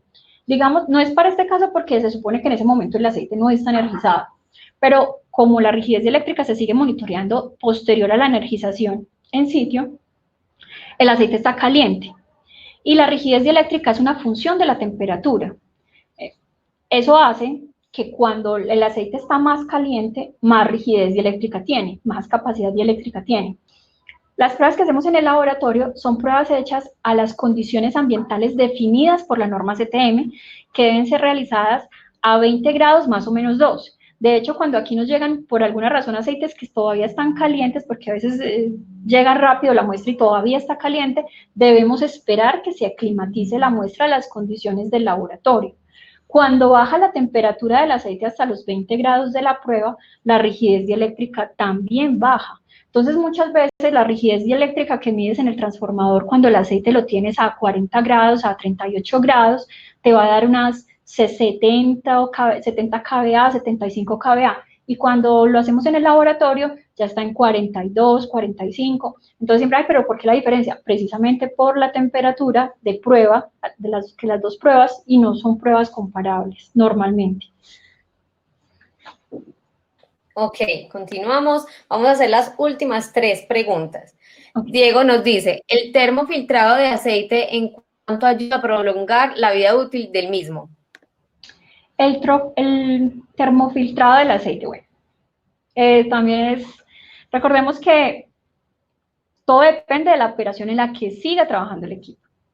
El termofiltrado del aceite puede alargar mucho más la vida del equipo, pero no hay una medida de qué tanto por ciento. Pero sí logra algo. Si el termofiltrado se realiza garantizando que se está secando el papel, y para garantizar eso, se debe mantener controlada la temperatura del aceite, o sea, hacerlo en caliente para que la humedad del poroso del papel migre hacia el aceite, por lo que les decía, porque hay un feeling entre el agua y el aceite cuando la temperatura del aceite está altica. Entonces, él seca el papel porque entonces la humedad va saliendo del aceite, se queda en el aceite, no se queda en el papel, si el aceite se hace con buena temperatura, no demasiada, y se recircula, ya después se seca es el aceite, que es lo que va al termosecado, cuando ya vuelve a entrar, y son varios ciclos, y en ese proceso, si el termosecado se realiza enfocado en secar el papel, no solamente el aceite, sino en secar el papel en unas temperaturas adecuadas, puede durar mucho más, pero tanto depende de muchos factores. Desafortunadamente no es un algoritmo, no, pero es la mejor forma para alargar la vida. Ok. Carlos nos dice, ¿se han realizado pruebas con aceites biodegradables? Nosotros qué buena pregunta, Carlos. No lo mencioné ahorita. El laboratorio CIDED en estos momentos, y pues sí, hasta donde sé, somos el único laboratorio acreditado para realizar análisis de aceite dieléctrico de origen vegetal. Muchas veces las acreditaciones salen ese aceite dieléctrico, pero eso tiene un trasfondo en la acreditación porque cuando nosotros acreditamos un producto, lo acreditamos bajo una familia. Y el aceite dieléctrico, la mayoría está acreditado es para origen derivado del petróleo. Cuando esa acreditación sale para derivados del petróleo, el aceite dieléctrico del que está hablando o es el sintético o es el mineral, pero no es el vegetal. La acreditación para aceites vegetales debe decir literal aceite dieléctrico de origen vegetal porque la familia es diferente.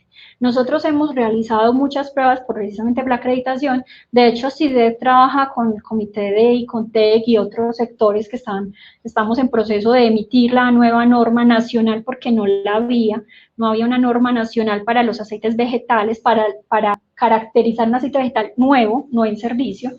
Pero sí las hay y nosotros probamos el aceite, ya tenemos entonces la acreditación, hacemos pruebas de rigidez dieléctrica, de humedad, todas las pruebas fisicoquímicas básicas, PCBs, DBS, que en teoría pues un aceite vegetal no debería tener PCBs, pero pues por temas de contaminación cruzada puede llegar, lo mismo pasa con el DBS, igual están acreditadas.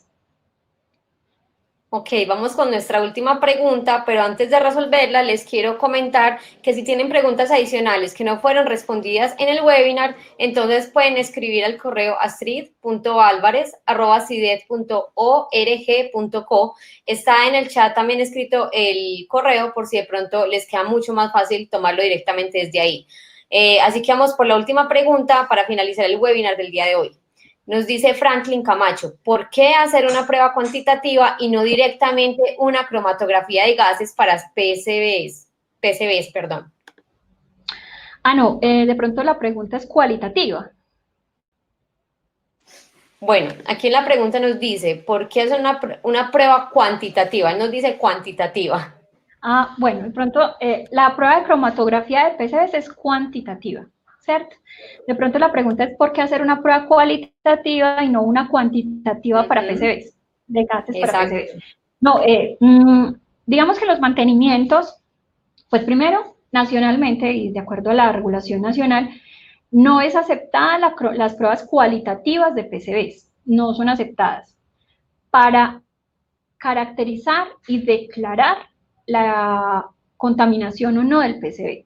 La prueba avalada por el ministerio es la prueba de PCB de cromatografía de gases y es la que se debe hacer. Es la certeza, es la que me dice si realmente el equipo tiene o no tiene PCBs. Pero en sitio, muchas veces cuando se va a hacer intervención, cuando se va a utilizar máquinas de tratamiento, se hacen unas pruebas muy rápidas cualitativas de PCBs. Eso es para identificar no cuánto tiene de PCB, solo si tiene presencia, ausencia o ausencia. Esas pruebas son muy buenas para identificar los negativos, pero tiene una probabilidad de falsos positivos muy alta, es decir, es más fácil que la prueba me diga que tengo un problema de PCB cuando no lo tengo. O sea, que da mucha certeza para saber, bueno, no tengo PCB, puedo utilizar mi máquina de tratamiento o puedo hacer este mantenimiento porque no voy a generar una contaminación. Pero si me da un positivo, es decir, que tengo contaminación de PCBs, es posible que hice un mal manejo de los equipos de los usos o definitivamente tienes una contaminación. En ese caso, debes directamente hacer la cromatografía, no puedes hacer la intervención, no puedes utilizar esa máquina de tratamiento o no puedes empezar a intervenir el equipo hasta que no se descarte o se confirme que tiene PCBs. Entonces, en el país realmente no se recomienda la prueba cualitativa de PCBs, sino es para hacer una identificación rápida del equipo, pero no para caracterizarlo y para tener una certeza, no, la prueba cualitativa no me da certeza del PCB. Ok, muchas gracias a todos. Muchas gracias. Entonces, por asistir al webinar, muchas gracias a Astrid por compartir con nosotros esa información tan valiosa. Mil gracias a todos. Les recordamos que les vamos a enviar entonces la presentación. Si quieren revivir este webinar, pueden hacerlo a través de la página de CIDET en la parte de formación. Ahí van a encontrar todos nuestros webinars y si tienen una pregunta adicional, ya saben, pueden escribir al correo de Astrid. En unos segundos se los vuelvo y se los escribo aquí en los comentarios para que lo cojan desde ahí. Mil gracias y entonces los esperamos volver a tener en nuestra sala de webinar en una próxima ocasión. Que estén muy bien y chao a todos. Muchas gracias. Espero les haya gustado. Chao. Gracias, chao. Muchas gracias a todos. Claro que sí, Astrid, todo muy bien. Gracias. Gracias, Chao a todos, muy amables.